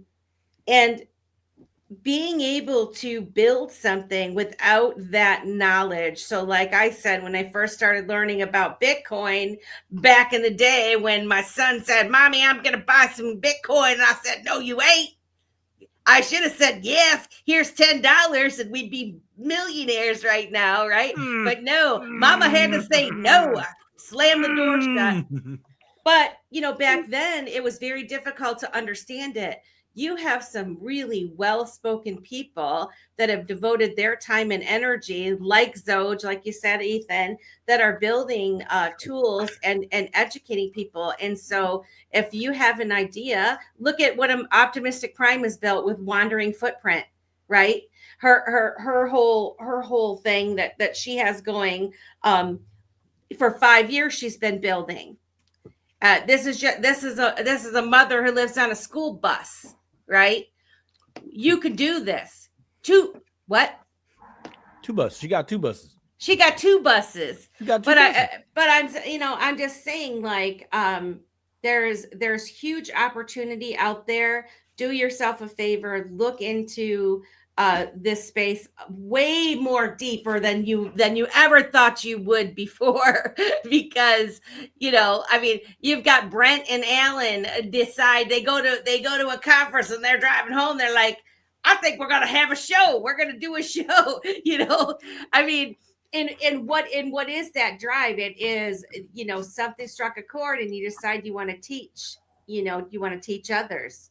And I'm just, the people that are in this space you guys are incredible. Like, I would like to go around the room and have you guys give your advice for anybody that's interested in dipping their toe into this space. What are some, gotta do it. Like, what would you suggest if somebody's coming up to you? And we'll start with Amy. Because we'll see how she is. Hey guys, can you see me and hear me? Because my phone's all geeking out, and I'm like, Nope. oh my god. Okay, just you're fine. Did someone send you a link? No, we're good. Okay, no, we're just good. kidding. The fun though. Yeah. We're teasing. Oh man. So I'm sorry, Melissa. What did I you was say? gonna say, what's a piece of advice would you give to anybody, to all the dipper toers that are out there? We have 179 people watching tonight. What kind of advice would you give somebody interested in dipping their toe into the crypto space? Well, I would let you know that you need to research your crypto, because you can buy certain cryptos in certain wallets. That is a lesson that I had to learn when I went and sectioned it down and figured out I wanted to buy certain things like entertainment or games or whatever, financial, military, whatever. So I had to go to different places to figure out how to buy these things. So YouTube is your best friend ever. I would sit there and watch it and rewatch it and rewind it and watch it just to figure this stuff out. I mean, there is a big learning curve, and if you stick with it, that you'll get it. I'm sorry, what was the question? I forgot already. No, that was you answered it. Like the whole wallet thing, that's a very valid point, because how many times have you heard, and it mostly is when you hear like people that are like jazz hands, you gotta buy this token right now, and you don't even know what wallet actually can hold that token. And so we always say you don't want to leave your thing on an exchange. You don't want to leave your token on an exchange. So if you can't move it off of an exchange, that could be a problem, right? It does. It is a factor. It is a factor. And I know that, we've moved along a few years. So there's, they hold different tokens now where they did not before. You want to also make sure that you read the white paper and you look at who the partners are with that crypto, because that'll be a clue as to, do I want it or not? So if you go in there and look at the partners and see some big players, or then you might want to dig a little deeper and see where you go. So there's research. Do your own research is what they always say. And if it's not your keys, not your crypto. So just be open to learning a whole bunch of different things. And it's a different mindset, because this is financial. And, we're all used to just, here's your debit card, but Right. It's all new. We're all learning, and I'm glad to be here with all of you. Oh, we That's love right. that. We love that you came. Who else? Anybody chime in? Advice that you'd like to give a newbie entering into the crypto space? Who wants to go? Watch the Dipito Crypto Show. Ah! That's the best advice I've heard all night. Thank you, The my first thing friend. they should do. Watch the show. And what you guys are doing and how you are managing to get the information out is the most important thing. And then from watching the show, go, right, who are all these people they're talking to? And then with you learn at your own pace, but then go to all these wonderful people right here that offer these projects. And if you know of anyone that could be needing any of that information, then pass that as a service. Here's their name, here's their channel. Go check it out. There's no pressure, because these are the guys that find the people from doing your research and then spend the time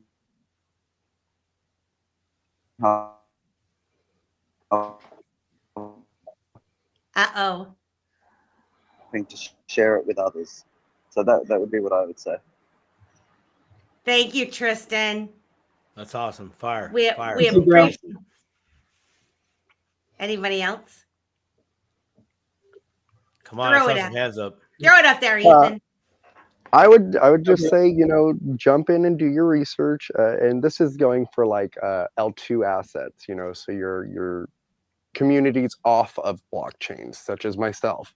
Do your research, get into these communities, talk to the devs, you know, talk to the communities, see if it's people you vibe with, or if it's something you actually resonate with. And you know, don't just chase green candles. Don't do that. That is your worst nightmare if you are first getting into crypto, is trying to chase a green candle. You will fail every time. And any experienced crypto investor will tell you the same thing. Do not chase the green candle. Do your research, get involved with the community. You don't necessarily even have to, you know, be the big shiller or anything like that. Just get involved and see how you vibe with those people and stuff like that. And if it's people you want to get involved with, sure, invest in that project, you know. I think that's the best way to build yourself a long-term portfolio. Don't get me wrong, if you're just in it for kind of day trading or quick gains, sure, try to find different avenues to do that. But if you're going for conviction plays and stuff, do it in projects that you vibe with. Do it in projects that you that hit your heart, or their art stands out to you and you love it. You know, pick stuff that you're interested in. It's going to increase your value in your token or in your NFT or your asset because of the fact you actually feel for that token. You know, you and don't get me wrong, we all are in it for money when you're investing. So do set your limits, set your goals, you know, and always keep a moon bag. If you do go to cash out, don't go and cash it all out. Leave a little bit. Sounded like moon just bag, in baby, moon case. bag. So yeah, Feel a just moon get bag. in where you fit in, you know. And there's just so many great projects and great people and such a wide variety of different vibes in different communities that there's a niche for everybody. So Yeah. that's Get my in biggest where thing. you fit in. I like that. That could be a t-shirt, man. Huh? Too short's got that on lock. Get in where you fit in. So ain't nobody doing that. Yeah. Is that why not though? I don't know who Too Short is, but if I want to make Oh a t-shirt, God! Don't get in where you fit in, I'll go do it. Oh, I don't even care. Melissa, I don't even care. No, wait. You got to take a month off work, bro. We got to catch you up on like real rap. Is this person? Were they in the 90s? Was this person in the 90s? Yes. Too Short's like one of the original rappers. Well, let me just tell you, like, I was having babies in the 90s, and I don't know You could have been any bumping music. some stuff while you this. I didn't even know headphones about on. Rusted Root and all that stuff. All the whole 90s are like, I'm discovering it as an adult, like a old adult. Well, I mean, now. dude, So, I know Mr. I know You Mr. must Zam forgive can plug me. you on that. I know Rob Nichols can plug you on that. Like we They got love deep me the way roots I that were am. They there, love me boots the on way the ground. I am. Okay, wait, listen. Optimistic Prime's back in there. There's a couple people in there saying this show's got to go longer than 2 hours. I'm fine with that. I want you guys to stay as long as you want. If you got to drop, tell me now, and it's totally fine. I will work with it. But this is a really good conversation, and I do have other questions to ask. Late to the party. Cosmic Mama Shay is here. Gmail Brown 33. Call Tyrone's here. Susan Roblin. Yogi's here. Yeah, Yogi. I concur, Melissa. Raising babies. Yeah, I missed the whole 90s thing. I missed it all. We're gonna catch you up. I want a piece of advice from Mr. Zam. Amen. What you got? I guess if you're a newbie coming into the space, I would say first, ask yourself why you want to be here. It sounds good to just, go ahead and be excited about something that you don't know about, but ask yourself why you want to be there. And then after you ask yourself why you want to be there, what would you be able to contribute to the project, and also, consider the benefits that you may encounter in doing so. And then after that, I would invite them to, log in, get a Discord account, definitely a Telegram account, and an X account. Be familiar with YouTube, watch great programs like Dip a Toe. Logging in the mornings, you want to be disciplined. Log in the mornings, listen to Coffee and Crypto. Stone, Lady K, Optimistic Prime, and their panel of guests provide alpha all morning long, and they really do a good job at it. Then in the afternoons, you want to follow up. You got CKJ coming on at 1:30. I mean, the XR Zillas, that's his thing, and he does a lot of extensive research. So get with people that are doing actual research, that they're providing facts to you about. They're not in there shilling a project or just saying they're forcing you to get a coin. And kind of stay away from technical analysis too, because sometimes your TA could be off a bit, and if people get in at the wrong times, that may discourage them, and they may not want to come back. So as a newbie, you have to also understand that, sometimes you may hear things and it may not work out the way that the people are saying. So you have to be aware. You got to be balanced. You got to be able to stay level-headed through this constant thing, take the emotion out of it, and then, move forward in your progress. Listen to other people like 68J, come around in the evenings, Robin Fitz, find out what the protectors are doing, find out what the Zillas are doing, find out what the Uga community is doing, find out why people have blue wrenches, find out that the Blue Illuminati crew is killing it. And then you can listen to good music. You can listen to good music from Tails, Bags, and when you realize all these things are happening on the ledger, and then you got great projects like Grind coming in, you got the Staple crew doing their thing, you got awesome Amy. I mean, there's so many avenues that people can embrace and find their place. Just make sure that you do things a step at a time. Be very reasonable about your approach. And the most important thing is to just be grateful. If you're grateful and you receive good things and just want to have a heart to give back, I think it all blends and works together. And we all can do great things for many years to come. Man, Amen. I love that. I just want to touch on that real quick. Somebody pointed out on X the other day to me, we say GM all the time for good morning. And he said, change that. Give more to get more. Think of it that way, because the more you give, the more that you will receive. So, that's always a great outlook to have. I love that. Yeah, I hear people say GM a lot. It's a universal law, man. Yeah. Mr. Zam, you mentioning the technical analysis, I have to agree with you. That is one of the things when you're a new person coming in, and even myself studying crypto for a year or two in, even listening to these guys and gals that do the TNA,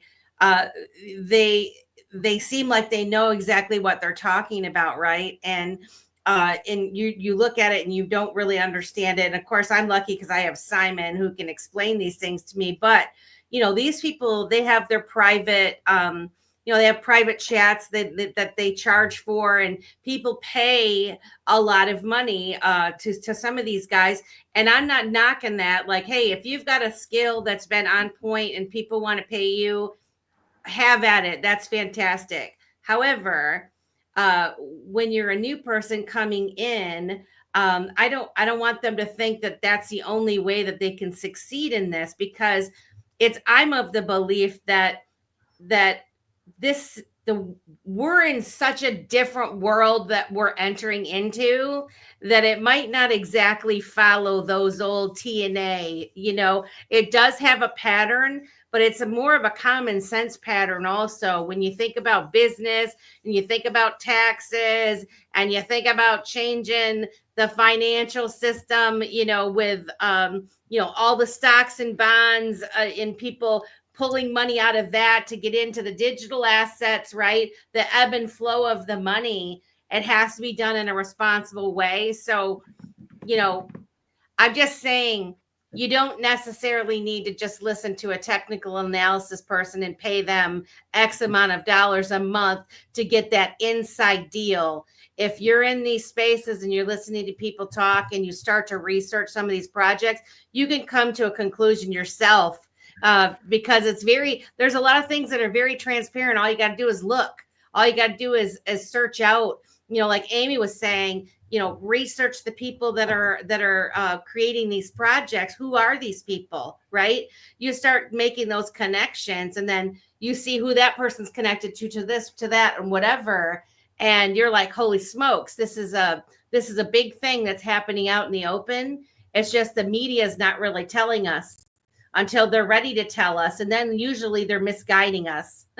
So this kind of network right here is the most important thing you can do for yourself if you are interested in getting into crypto. If your friend's been telling you about it and you didn't want to listen to them, because I don't know about you guys, but most of my people, they don't want to listen to me. But if they met Simon on the street in the gas station and he started talking to him, then they'd come home and they'd say, man, I met this guy at the gas station and he told me at the gas station buying a water and a bag of Doritos. I'm telling you that stuff. Yeah. And I seems like it seems almost like they're like 2 years behind. I don't know about you, but it's like a 2-year deal where it's like, I told you that shit 2 years ago. Right. So anyway, Brent, let's cook. You little I want to double down. I want to double down 2 cents. Man, those are all such good answers. I want to double down on all of it. The why, and the light bulb for me was how it works. Like how it works. Once you actually understand how it works, then it's not the same thing as cash or stocks or 10-year bonds or 20-year bonds or baseball cards or pogs and slammers or all these different things. It is its own unique form of technology. And all of us in here, we're not in here talking about it. We're not, our channel, and I know your channel, like we're not making a ton of money on the advertisements and all that, where we can just do this for a living yet or any of that. Like, my dad and I have put everything back into our channel to try to make the network. And so doubling down on the network, I'm so glad you talked about that a lot, Ethan. It's everything. The two people in my life who I go to for advice or opportunities are my dad and Simon, because that's where their brain is working in that space.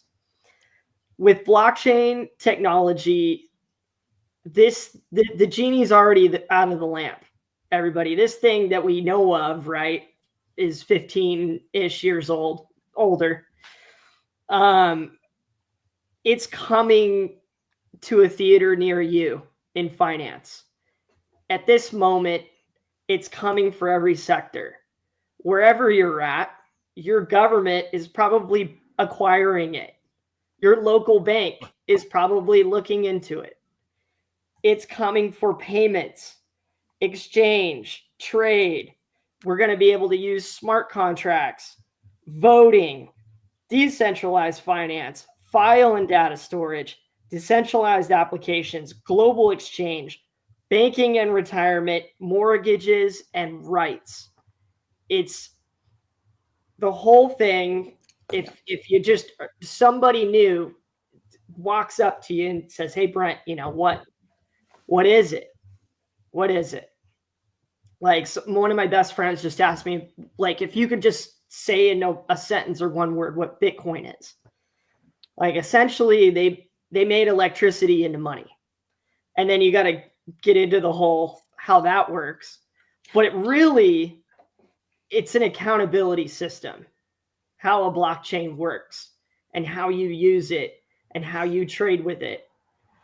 And instead of having this unlimited amount of printable ones and zeros that have, it just seems to be the way that things go from Rome and Greece to all the governments and empires that have come after it. You just break down the money, break down the money, break down the money. Okay, it's not made out of gold or bronze anymore. It's made out of copper, and it's, you know, it's a fraction of what it used to be, and it's a fraction of what it used to be. These systems are built to be finite, to be limited supplies, so that there will come a day in the near future where it's going to be very hard to acquire some of these coins. Like, that's coming. And so we'll get probably a spike of value from that, is my guess. But the real adoption point, and Simon asked me this question before we all came on, and was like, what's the future of this look like to you? And I was trying to think of what's that thing going to be? What's that bell curve? And I still think it's going to be, and you can do this in some country. We can all do this together with our phones because we have wallets, and we can, you know, hey, Simon's got this really nice truck that I like. Okay, dude, can I give you some XRP for it? Absolutely. We can do. I'll drive it down right now. I'll drive it down right now.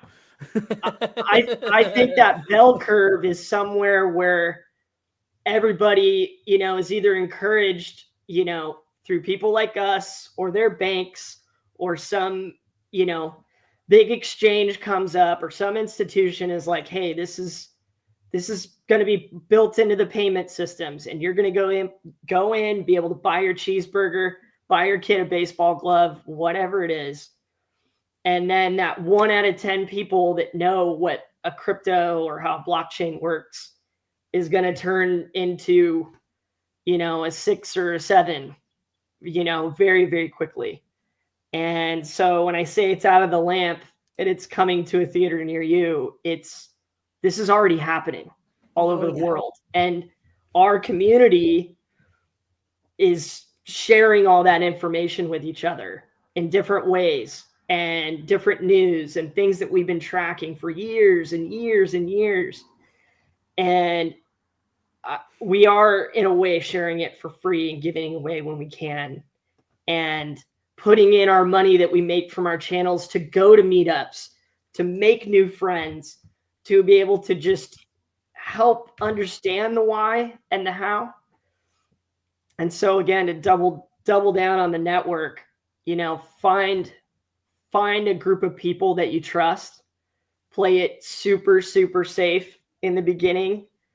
Don't do what anybody's telling you to do. You do your own research, you make your own decisions on it. And know that there's a lot of us, and you've heard about all this at some point somewhere, because it's happening. It is here. And it's not going away. I don't see how it can go away. No, I think it's a big financial takeover. How this works, how blockchains work, is gonna soak up everything. So check it out. It's been in the works for years and years and years. Can I just shout out Tristan, who's a badass welding? Yeah. Well, I didn't know he was a welder. That's welding? Yes, am I right? Yeah, no, he's doing stick welding. I think he does it for he makes the company he works for actually makes tools for mining, specific tools. I think he's actually doing. I know he's not doing aluminum. That would be a little bit different. That's usually on a TIG machine because that's what I do in some of my sheet metal work that I do. But yeah, when I found out he was doing there with the stick welding, I'm like, bro, let's make something cool. Let's make a really big skateboard ramp out of metal. Let's just do it. Why not? Come on, anything. Let's build something crazy. I want to welcome Shane Sullivan to the stream. Mr. Sullivan. Subscribe and like the stream. Thank you, Shane. We appreciate you coming to the Dipito show. Nina Blossom, want to give her a shout out. Matt Riley. Thank you guys for coming. We love you. Gmail Brown 33. Becky is in the house. Miss Becky. Love Becky. Talk to her a lot. Yeah. What were you going to say, Simon? I'm texting her right now. I was gonna say, B-Man, that's fire. Everybody here that's shared their advice, their suggestions, has been great. I want to touch a little bit on something there that through our history, at least, I'll make it personal. Through my history here thus far on this earth, we poo-poo the free thing, okay. And now I'm going to bring value to the free thing. Okay. And this is going to come, you're going to realize this in your crypto journey. So if you're brand new to crypto, you've been in it 1 minute, 1 hour, 1 day, 1 week, 1 month, 1 year, you probably haven't had this hit you yet. And this actually comes from my journey with financial literacy and understanding the value in one of arguably the most precious asset we have here on this earth, and that is time, because we cannot make more of it like we can anything else. So to free, the best price that you can pay for something that is free is your time, because it took time. Someone gave their time to build that thing. So when you're here listening and you sit there and you might go, am I wasting my time? Question what you're looking at or reading. Did this person say, am I wasting my time when I made this? Are these people wasting their time, doing XRZillas, fathers of, the father support group right there, the stable crew, Amy. Is Drizzle wasting his time? No, he's getting more money to go get some more crypto, more than likely, right? Is me and Melissa wasting our time trying to bring crypto to the world? We're just doing our part that we want to do, right? This is us trying to give back to the community. And it goes back to the more you put in, the more you get out. Like, hello, the best student in a classroom is what? The teacher, because the teacher gets years and years and years of other students, and they learn more from the students than the students do from the teacher, and so there's a lot of value in time. There's a lot of value when you recognize that. You will have an appreciation for what something has given with no dollar value attached to it, because the value is far greater. The value cannot be priced. It is knowledge. It is wisdom. And that is very, very valuable. Like it's priceless in my opinion. I've come to learn that because of great teachers that are out there. The Dipitoers on the show, y'all know I'd be talking about Richest Man in Babylon, Rich Dad, Poor Dad. And of course, Nelson Nash, Becoming Your Own Banker. Like that is some really old wisdom. It's old. It's I mean, some people do how what do I want to say? Building wealth by Bible rules. Dude, how old is that wisdom? Okay, that Absolutely. was passed down generation to generation. How much is that? How much did that cost? How much is that worth? But yet it's right here in your hand. Someone's giving it to you right there. So the next time you might sit there, oh, I can just do it whenever I want. That's not true. You only got a limited amount of time. I can't get the minutes back that I just spent here. They gone. I only got what's in front of me, and I don't know how much is left in my bag. I hope it's a lot. I hope my bag's still heavy, because I'm just getting to the good part. But just on on another tip to speak to just specifically to crypto.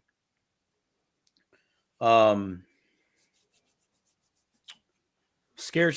Let's see. How do I say this nicely? Scared crapless, but do it anyways. Recognize you are drawn to this. Okay, I love that Mr. Zaman brought up. Ask yourself why you're here. I would say ask yourself that frequently, right? Ask yourself that frequently. Why am I doing this? Oh, that's right, and embrace that feeling again that you had where someone kept telling you about Shiba Inu, and you didn't even look at it till way later, and financial literacy, honestly, look that up if you don't know what that is, because in this crypto space, we all talk financial literacy at some point, some level. And that's just a term that's, in my opinion, that is the study of value. And value can be measured different ways in different things. Right now, us 9-to-5ers, we're in a trap. We don't know it yet. We think we're good. We got food in the cupboards, our current on our bills, and we got a job. But we stop growing. Okay. So my advice to you in this crypto space is don't stop growing. If you need to take a break, go take a break. But come back. Just come back for yourself. You deserve it. We all deserve it. That's literally why I'm in this space. I mean, not the why. What got me here is what got me here. But why I stayed here is a whole list of reasons. And it's being able to have the opportunity to do what I did on all those job sites that I worked on, talking about crypto all day, all night, where some people were not happy I was talking about crypto. They thought I should focus on work. Other people come to me a couple years later. Hey, man, you planted that seed. Like, I didn't say anything, but I listened to you. And I appreciate that, because that means that they gave me their time and listened to the value I was bringing that came from somewhere else. It ain't my value. I just said, dude, you need to play with this ball for a little bit. Go do it. So do that. One thing I'm very grateful for too within this space, and we've all touched on it, it's community. When I got in this game, when I got in this industry, there was not this. There was not people on your screen. I'm telling you, reach out to all these people on your screen. Find out where they're at in social medias. Now, again, cautious, right? I mean, gotta do your own research. Make sure, because some of these people could be hacking out there, making a fake account of Mr. Brent Staple. Think, maybe crawfish. It's happened. Right? But all these people here, I'm telling you right now, that they would help you at least get you going in the right direction. They would be honest and say, hey, I'd be careful of that. That's what you're looking for. Yep. Okay. That's a big gem. When you have someone in the space that you don't know that says, hey, I'd be careful. Right. That's something to recognize. So, yeah, financial literacy, learn about it. Keep going. If you're not growing, you're stuck. You really are stuck, and, even though Brent says the genie's out of the bottle, you're ahead of everybody So in your ahead. sphere Oh my because God. you're giving this your If time you're right now. watching this show, you are so far You're in you're front of your peers. well, So you far in are. front of your peers. If you You're stumbled upon the Dipito show and you click that button to watch it and you're still watching right now, there's 193 people watching. You guys are so ahead of the game. So this is ahead. facts. This is facts right here. You can never ask too many questions. Ask away. This is probably one of the only industries that I am currently aware of where the knowledge flows. Even though there might be I'm not even going to call it gatekeeping. Some people call it that. Melissa mentioned, hey, pay to get into this group. That person has done their I've work. paid. You know, I've paid too, and I'm all about mentorship. I ain't mad. I ain't mad about paying. You know, yep, no, I'm No. not either. I've learned, but I did my research to make sure, hey man, that was the right school I go to because I'm about to throw some money on the table and I want to make sure they're good. They're good. They've proven themselves to me in my way. Here's my money, my exchange value of time. Give it to them. What you got? Here's some more. What you got? Wow, you're really only charging me this much a month? Bro, you're giving me rich man knowledge right now. You know, and you know, mentorship can be free. Eventually, it's not. Why? Because time. Those respect these people's time. Yeah. You know, I'm not saying pay for everybody, but you'll find to a level where someone's charged be like, nah, man, this is this knowledge I need. Dude, here, you know, dude, lady, whoever you are, here's this loot. Give me your game. What you got? Yeah. You know, it's a mutual respect almost. I didn't used to think of it like that. I'm like, man, look at these stingy mother pluckers, blah, blah, blah. I mean, you know, like, come on, man, just give me a rock and make sure it's solid gold. By the way, can you make it this size? And like, come on, man, that's me not doing my part in this. Do your research.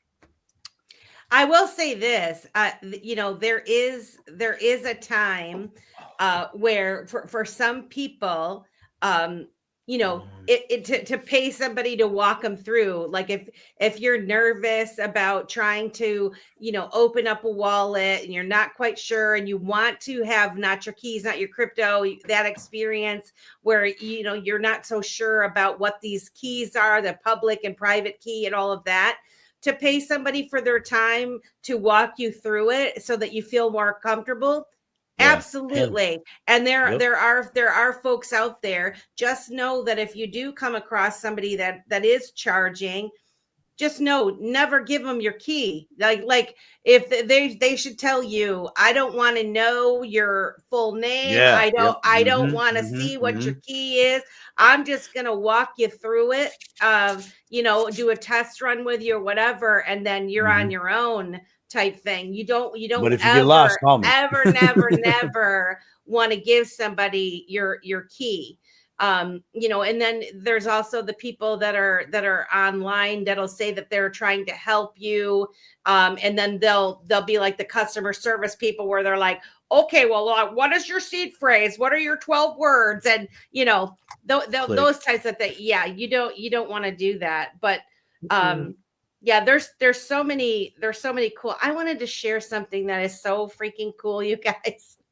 Is this some XRP? No, well, there's a couple. I have to give a shout out, man. Just a little bit. Let me get like 0.001 XRP. Come on, I'll get you that.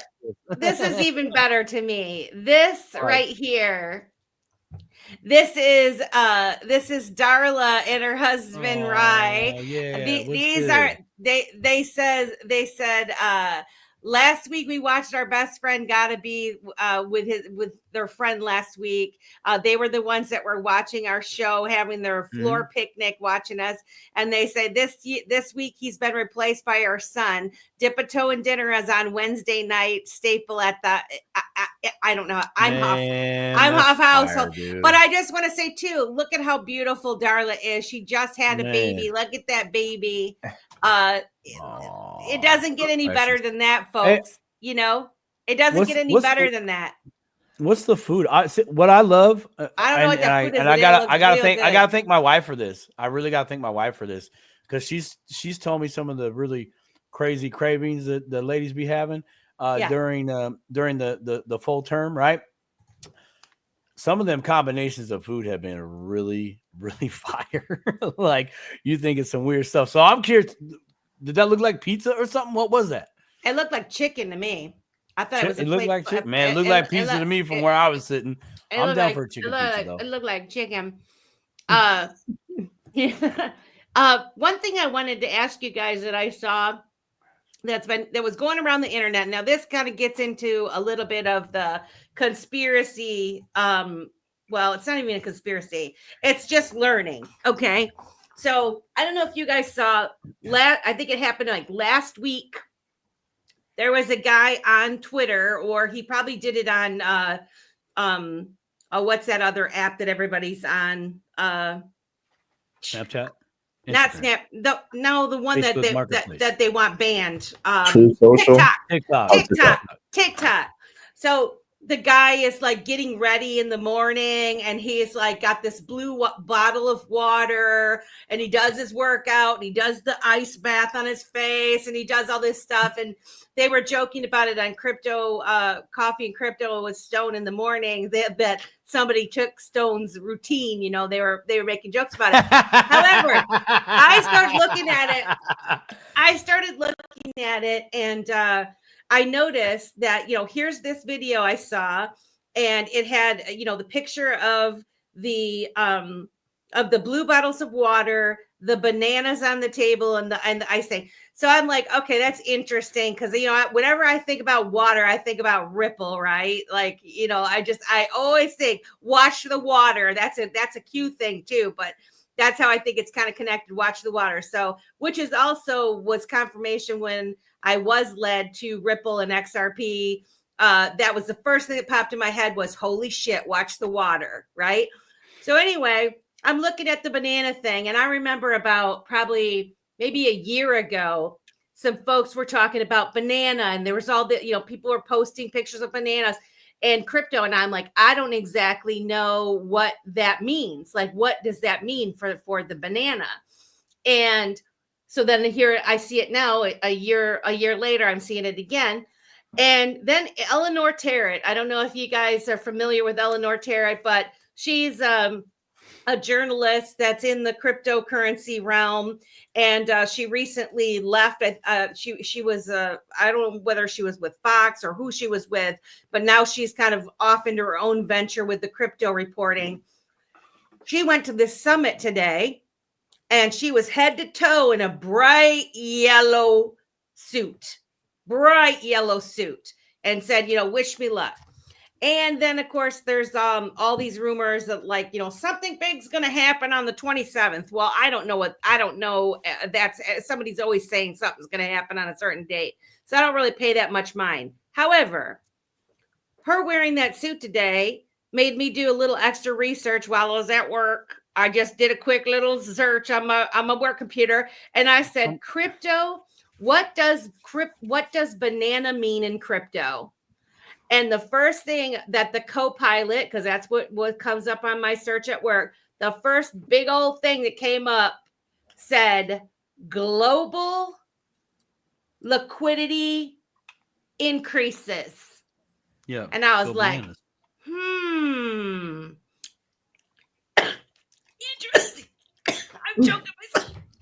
Man, Live they hit with you with the technology to shut your voice up, man. They try to choke you out.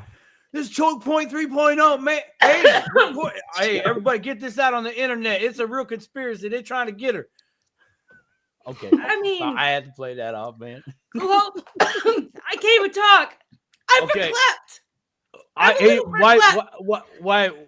While you're saving your life there, where's your man at? He should be in there giving you the Heimlich or a White Russian or something, like real deal. No. So let's see. What did you say? What? Global liquidity increases. That's what banana means in crypto. If you type it in, I'm doing it. That's what came up. And so I'm just like, so here's all these things floating around. We know all this stuff is happening. Certain, the lawsuits ended, all this kind of stuff.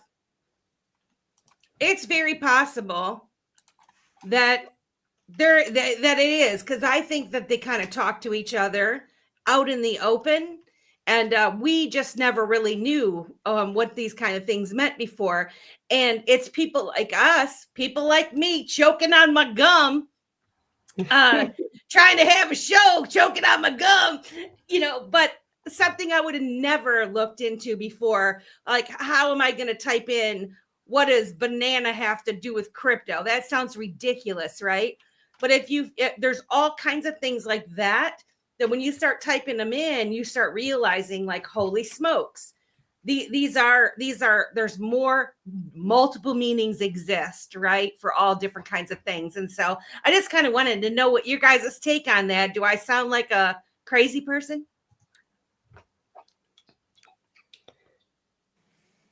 Awesome, Amy. I don't know, maybe a fruitcake. No, just kidding. Right? Only at Christmas time. Only at Christmas time. That was good. Touche. I think it's interesting that you would, I mean, I saw the video, I hear what you're saying, I've seen it all, but for you to go banana, what does banana mean in crypto? And to get that information, that is, kind of mind blowing that it actually said something that we would like to hear. You know what I mean? So it's weird. It's yes, weird. ma'am. I gotta find my post. Oh, I will. I actually will show you what I did. Carry on. Examine. Yeah, no. Speculation on the bananas. So first thing that she said, and to me, I don't think there are any coincidences. I think everything happens for a reason. I think when you see things, they do actually mean something in one form or another, whether we internalize it and receive it a certain way, it has some symbol, it's symbolic to somebody. And first thing Melissa said, I was thinking about that game of the episode of Game of Thrones, or whatever the precursor is. I forget the name of the show, but House of Dragons.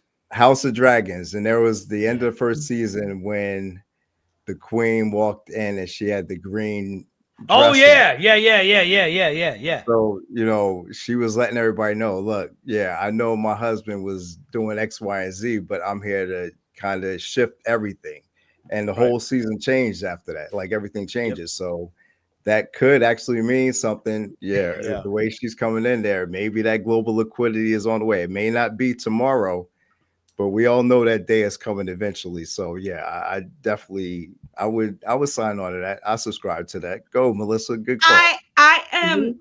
I'm so crazy that when I do stuff like that, this is a picture of my screen at work so that I could prove that I typed it in. What does banana mean in crypto? And then boom, global liquidity increases. Yeah, we're gonna go bananas. Yeah. Huh? The banana zone refers to a phrase in the crypto cycle where global liquidity increases, leading to significant upward movement in crypto prices. During this period, there is exponential growth in market chaos driven by rapid crypto adoption and competitive strengths. Boom. Wow. Yeah. I just thought it was pretty sweet. And some whipped cream and some cherry chocolate syrup for them bananas. Yeah. I just thought that was very interesting. You're good, crazy. I do the same thing, Melissa. The only reason I use my AI app now is to ask it crypto questions. That's it. I mean, I've maybe 3% of the time I ask some, life thing that I need help with, but it's I haven't heard about this in a while, or I'm looking for this thing, or this thing popped into my head. Like you and Mr. Zam are talking about, and when it pops into your head, you got to roll with it. And maybe the universe is telling us something good. Well, if you think about it, they do talk to each other out in the open, right? I mean, we're all human. We all have jobs, right? We know what we know about our job, and there are certain things that come across in our job where we might be privy to some information that we can't share with the rest of the people around us. I work in accounting. You know, I've had various jobs where I've been privy to information that I can't really tell employees, right? Where I know they're all going to get freaking laid off. Okay. Not allowed to say, I'm not allowed to tell. But you could have a conversation with somebody and you could probably encourage them to make sure their resume is up to date and always encourage them in that way or whatever, right? Okay. Yeah. So you can tell people something without telling people something, right? I feel like they tell people something, and those that are doing their research and doing their homework, some are in the know already, so it's a little, you know, handshake and a nod and a wink to those that know. But if you think about it, if you're building the system and you're part of it, and you know, you got to have that plausible deniability, you're still going to want to tell your people, but you don't want to get in trouble. So I really believe they've always done this forever and ever and ever. The difference with the way that things are going down this time is that we're paying attention. We're giving this attention, and we figured out their code. We figured out their code. And the more that we have dove into this, the more that we've dipped our toes. I mean, I'm up to my waist. No, I'm up to my waist now in trying to figure all this stuff out. And am I right? No, I'm not right all the time, but I'm right a lot of the time, right? I get it right a lot of the time. And so the more questions that you ask, I don't know. Optimistic says she's happy I shared this thought. We still have 200 people, so I didn't. That's because the West Coast. Coast finally woke up, man. We've already had our dinner now. Now we all ready to stay up late night, right? See, the West Coast come out. The freaks come out at night here out on the West Coast. Now we all showing up now. Right. We're giving there's three West Coasters right here. And if you count Tristan, he's his own West Coaster too. So I mean, like, we now. The badass that's working and on a show simultaneously. You got to give him a shout out. All right. Team Green Carpet Clean, we're giving you a shout out, and he says we're giving Mr. Zam the host mic from now on, 100%. Huh? Yeah. 100%. Let our guy do it. I mean, you got the voice, you got the desire, you got the knowledge. Why shouldn't you have the mic? You know what I'm saying? Mm-hmm. I'm just keeping it real. I mean, everybody in here, you guys are so awesome. Like I hope that anybody watching this, either live or on the playback, if you just tuned into Dipito, these are the faces of crypto. And whatever pre-notion you had of what people look like that are involved in crypto and what backgrounds they're from, and whether you thought we were all nerds or whether you all thought we were criminals, we are from all walks of life. And probably every one of us has had hard times here or there. And we just got up and we kept fighting back. Right. And we want to give back. And part of the reason for this show is to give back. And to give, I always say the little guy, and I shouldn't say the little guy, but when I say little guy, I mean your average people like we are, right? There's a lot of people all over YouTube and X and these other platforms. They got thousands and thousands of followers, and they have big old voices, seemingly big old voices that can dictate the narrative. But what I'm noticing is that the people don't necessarily want that. They don't want to follow the crowd. They are finding little shows like ours. And that's why I encourage everybody to get involved and do your part, subscribe to Dipito. If you're inclined to start a show, right? You want to build a project like Ethan, father of the grind and the grind token, do it. You You want to be Amy. One thing I wanted to ask before we end this show, for those of you, and it's Mr. Zam and Amy in particular, and Trisso. Well, I mean, all of you guys really, but you two in particular, Amy and Mr. Zam. You are, what pushes you to support these projects? Because I see you all over the place. I see you come to Dip a Cho every week. I see you in the spaces. I see you supporting the protectors, the IMU, TV. They're everywhere. What is it that we nerdy cryptos till regulation otherwise? Okay. But I want to know what pushes you to support the projects in the way that you are. And I'll start with Amy.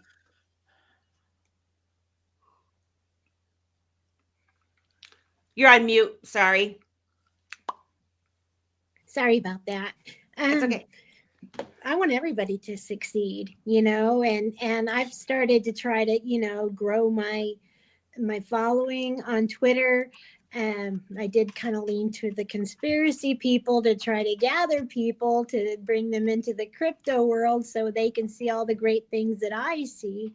But yeah, I mean, everybody's building, and they're building such great things. And I know they're all coming in hard, and they're coming in fast. And I just want everybody to be a part of it. I mean, I like to make NFTs, and I like to, you know, come to the shows, and I like to do, you know, gotta be karaoke. And, you know, I enjoy doing all that stuff and meeting all the great people that run in the circles, you know? So I just want everybody to succeed. And so I just try to spread the love. I just want to spread the love. It's fantastic. And I love seeing your name everywhere. And I do. And any project that has you as a supporter is very lucky to have you. And we all appreciate you very much. Awesome, Amy. You're awesome, Amy. Thank you. You're too kind. Thank you. You're welcome. Mr. Zam. So I'm a big comic book fan. So I believe in, you know, good over evil at some point. I know you got to have the balance. Evil guys win sometimes. Sometimes I like to see, you know, the Empire Strikes Back, you know, and they get theirs, and then the heroes come back and put it on them, like in Endgame. But for me, that's what I get out of the communities that I've gotten involved with. You know, there was a time when crypto was down, when XRP was 16 cents, and I had to really think, like, you know, is this thing going to happen? Is there going to be government or other entities that really smash it because they don't want us to win?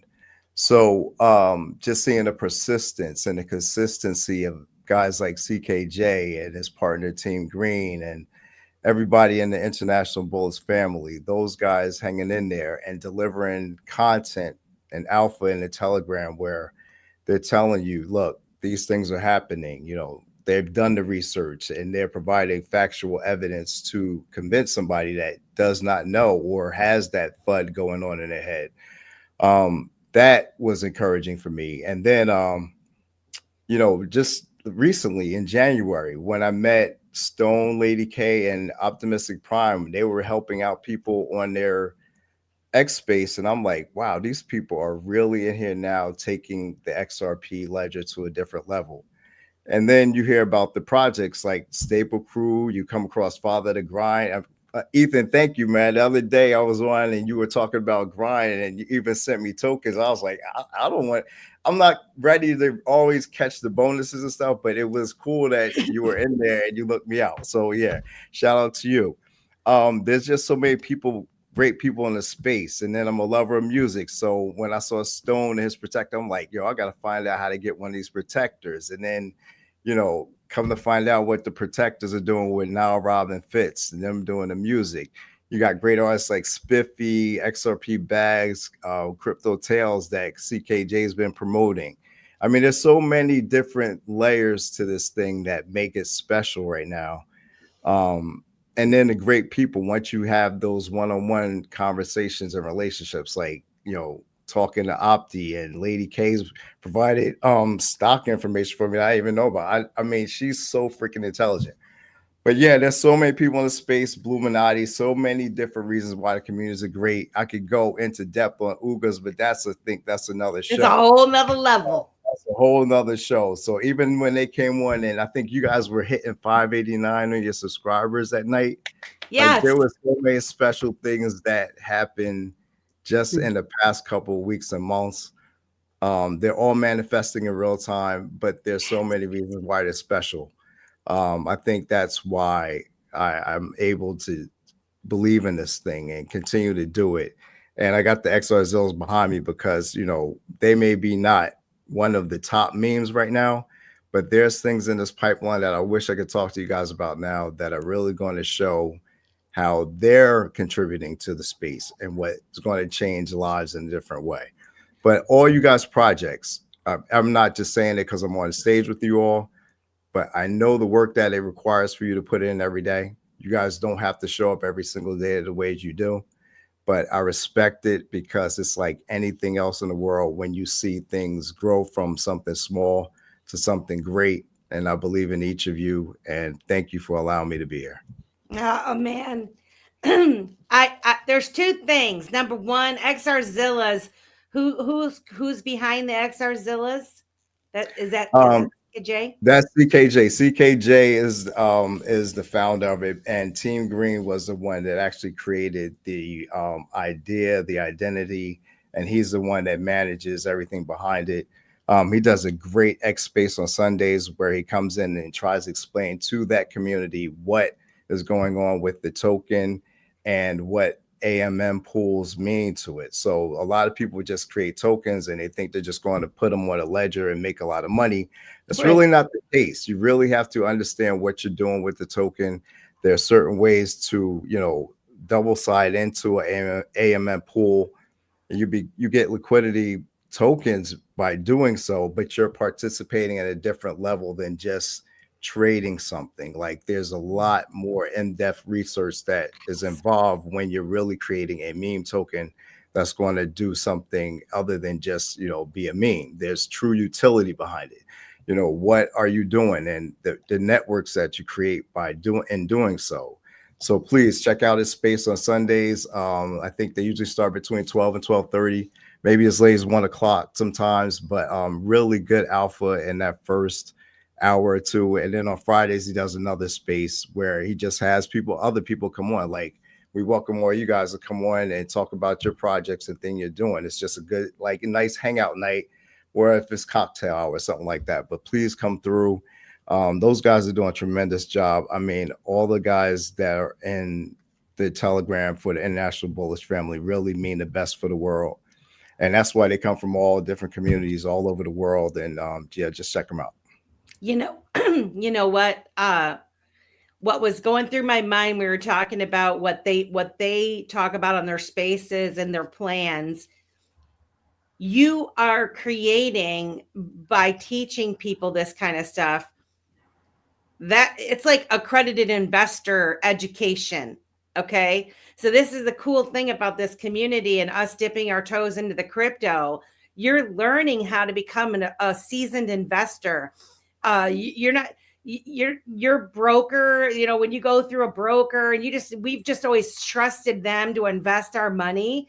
You're going to actually learn about liquidity pools. What does that even mean? And, you know, you're talking about one-sided, two-sided types of things. And so, you know, this is just invaluable lessons to learn. I mean, I need to learn how to do this, you know, just for my own education. And so kudos to you guys for putting that together, and they couldn't have a better representative to pop up. But before we go to somebody else, I wanted to say you said one little thing when we were behind backstage about music that I was like, tell us more about that, because I don't know if people know that about you, and maybe you don't want to share it, but I thought it was like, holy smokes.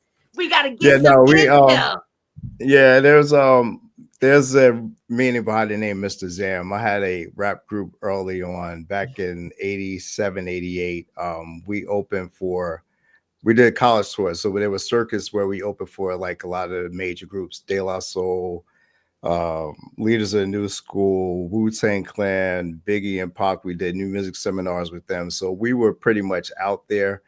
Some of our music, because we didn't really know everything about it, we didn't do our own research. We thought poor man copyrights would get us through, and we had some things stolen from us, things like that. So I mean, we had a nice little experience. Definitely got a lot of years of experience. That's even why some of the artists that I worked with, they're connecting now with now Rob and Fitz. So there's other things in the pipeline, good things coming up. Had a nice little music career. Still do it. You might see me do something the next couple of months or whatever, but I love it. I'm so excited. And 87, we're probably close to the same age. You was rocking at 87. So I'm just saying, it's super cool between you and Rob, getting Rob on here. All the musicians that we're coming across. I'm so excited to see where this stuff all goes, man. It's so cool. And you got the young guys with the older guys getting schooled, and that is powerful. You get it's going to be so good. So I'm super excited. Yeah. Opti says, I can't wait till you're a character on the game. Oh, wait, what? Who's a kid? Somebody going to be a character on a game. Okay. And Team Green says Mr. Zam is just a sexy voice. That's all you are, Mr. Zam.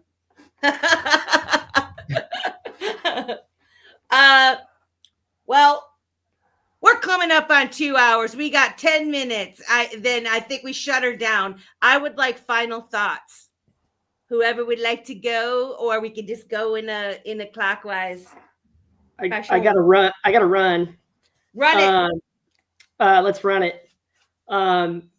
So thankful for the panel. There's something very special about your show. Both of you, I think you're the perfect duo. Just your energy and how you take care of each other on the show, and what you present and who you present. Not shouting the five of us out, but everybody else that you've had. And that is something that I am working on doing on my channel, because you've given me that. You've inspired me to do that. We wanted to do more outreach with the crew, but it's beyond that. Now it's I'm calling these people on the phone, and it's let's have the discussions. Let's talk. What are you passionate about? And every single one of you have talked about your passions and, your passion for this. And I'm just really thankful also to be a part of it and to know all of you. And I hope I get to talk to you all in the future. And Vegas, baby. Yeah, Vegas, baby. Let's get to Vegas. How can people find you? How can they watch your show? We are on YouTube and Patreon. You can find us at the Staple Crew on X. Those are the best ways. Check us out. I do a live show with my dad on Sundays. Send us email or contact and we will hit you up. We're so thankful that we've got all the subscribers that we do, but we're still small enough that, we try to respond and get to everybody. And sometimes it takes time and life gets busy, but really trying to hammer that and really get to everybody and make everybody feel included in that network that we all have, that we're all sharing together. Everybody should get that kind of juice that I've gotten from, people like you guys and the people that I got who are very early on. Like I went to Ivan on Tech school because, Ivan on Tech wrote me a comment, and like Bitcoin Ben, I went to his convention because like he was decent about it back in the day. And so it, as content creators, we're constantly thinking about that. And I've seen how much love that you guys put into your crew here, Simon and Melissa, and I'm here for it. I absolutely love your show, and I'll support you guys however I can, always. Thanks, man. Likewise, brother. We thank you for coming on, and we look forward to chatting with you again, Brent. Yeah, anytime. All right. Thanks, love y'all. Love you Peace too. Ethan. Hey guys, honestly, I it's going to be hard to follow up Brent because I have the exact same sentiment. You know, what you guys are out here doing, educating people, having different projects on or different community members on to help educate new people and stuff like that. It's truly a tremendous thing you guys are doing, and it's definitely needed. It's needed in the space to have that knowledgeable channel or place that you can go to learn these things that, you know, if you can't just go to Tom or Harry on the street and ask them these questions. To have a place like this where people can come get in the chat room and ask these questions and stuff like that, it's priceless. And so I want to thank you guys. I want to thank all the audience, obviously, because again, like we've all said, you know, without our audience, we wouldn't be anything. We wouldn't have anything. This is why we do what we do, is for our audience, our community, all of that stuff. And then also for you guys who are just investors, just showing your support for projects. You guys are amazing. You know, that's what it's all about.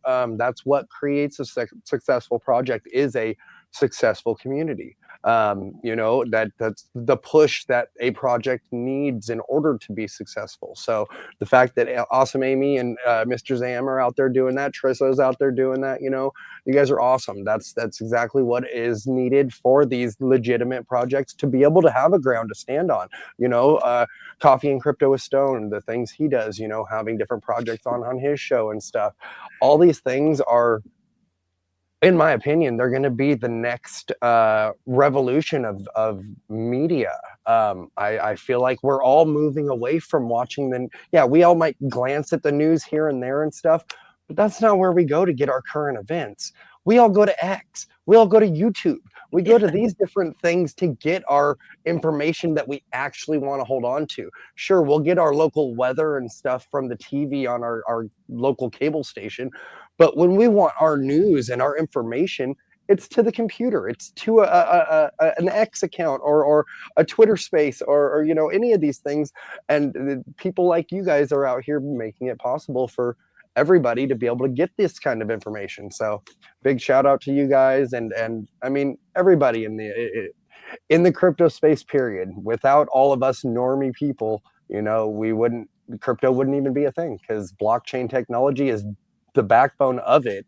It might be financial, but the backbone of blockchain technology is the community. Bitcoin would have never became a thing without people going, hey man, check this out. Check out Bitcoin.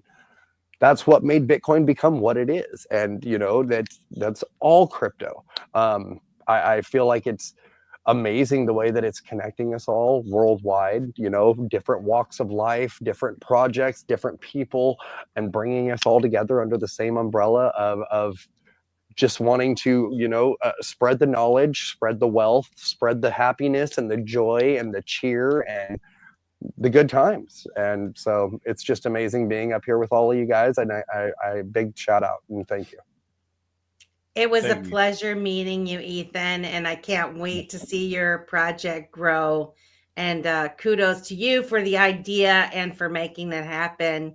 It's very, very nice to have you on Dip a Toe Show, and hope we can have you back again when we have you know, more another project show, because I think what you're building is something special. So thank you very much for coming on.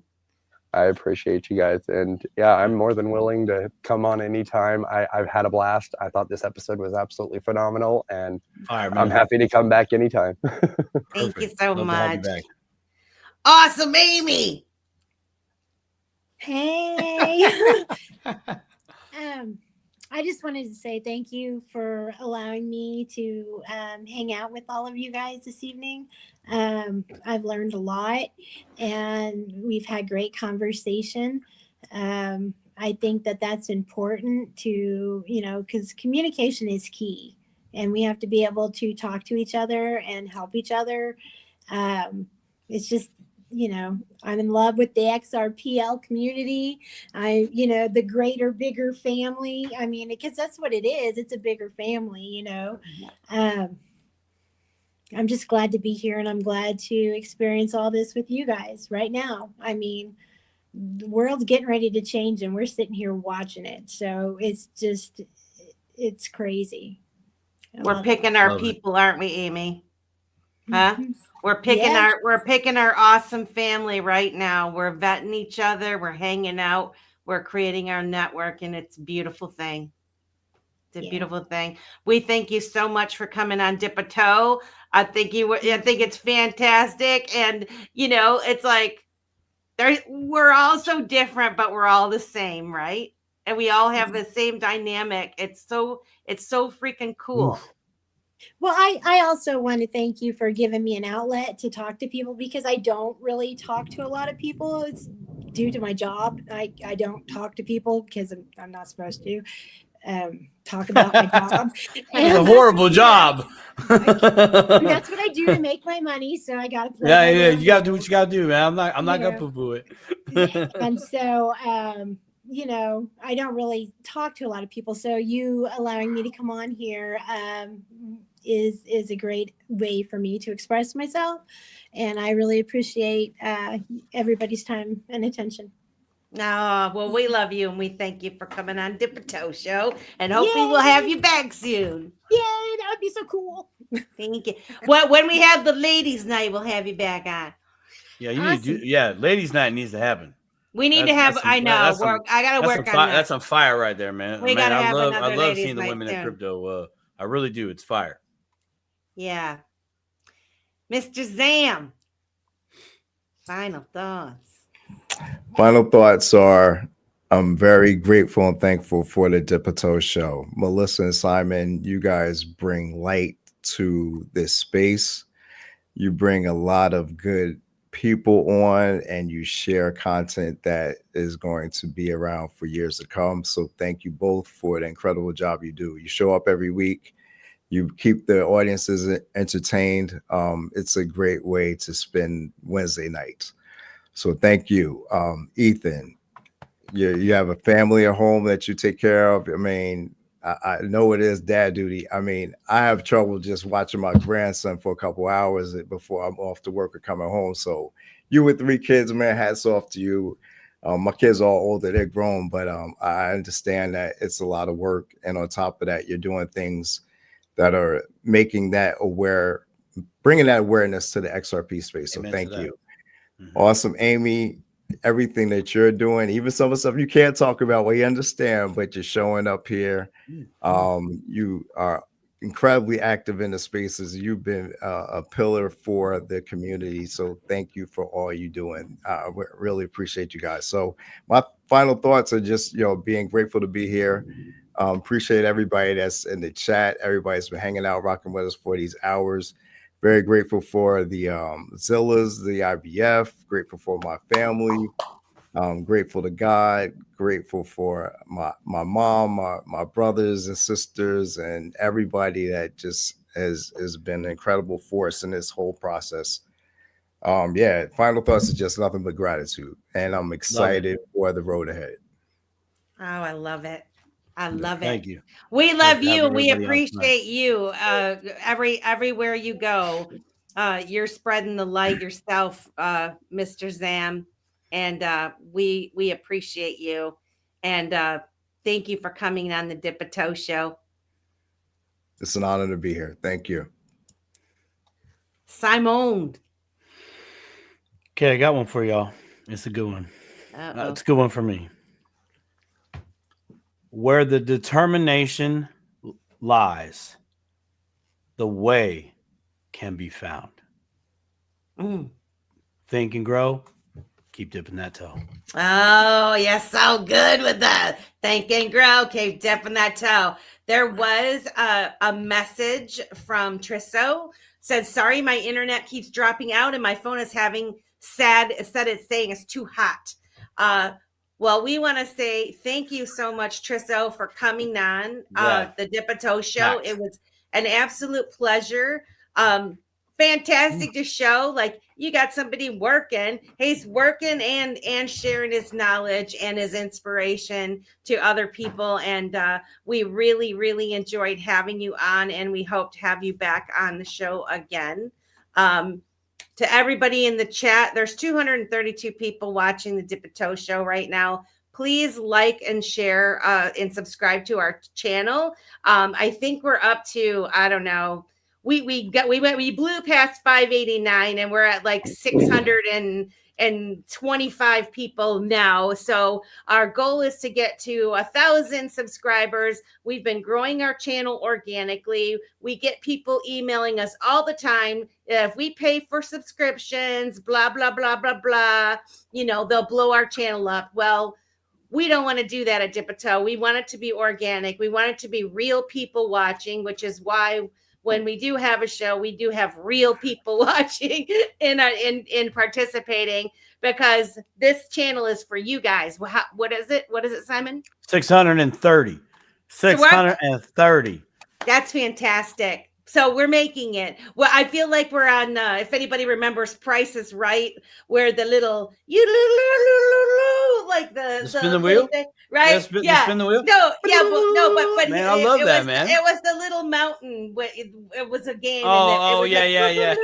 Yeah, that's what we're doing on the Dip a Toe show right now. I'm going to find a video of that so I can play it every time we go up. Maybe that'll be our thing. But in any event, I love you guys. We thank you so much for coming back every week. It really, it's like we are a family. We are lifting each other up. I learned so much from people that come on the show, that are in the chat. You guys are fantastic. And as we said earlier, you're so far ahead of the game. And what we do now with our time, the giving of our time, because I like to say give, not pay, giving our attention, it's going to benefit us and our families and our future family for generations to come. And so, you know, I'm proud of you guys. And for those that are thinking about dipping a toe, you got this. You can learn. Don't be intimidated. This is not rocket science, right? I'm not the sharpest tool in the shed, but I stuck it out and I kept learning. And, you know, when I made a mistake, fortunately, I have friends around me now and a network of folks that lift me up and say, no big deal, Melissa. You didn't lose money until you sell it, baby. That's what Simon told me. You don't lose until you sell. And so, you know, I've gone through my share of learning lessons. And then the other thing I want to say is, you know, I have had a lot of friends like throughout this past several years. I've had people that just completely shut me out of their life entirely, and I was like super upset about it. And now I'm like, ain't no thing. It's no big deal, because I'm choosing to spend my time with people that actually align with my way of thinking and encourage me to learn and grow. And I see them learning and growing, and I am gravitating towards them, and we're like magnets. We're just coming together. And I can't wait to see everybody in Las Vegas this year at the end of May. If you don't have your tickets, if you're not going to the conference and can't afford to go to the conference, just get yourself to Las Vegas. You're going to meet a whole bunch of great people. Tune in to Crypto for Life's channel, 68J. Him and CKJ are throwing an after party on Saturday night. It's $40. There's only, 70 tickets left, right? The place only holds a little over 200 people.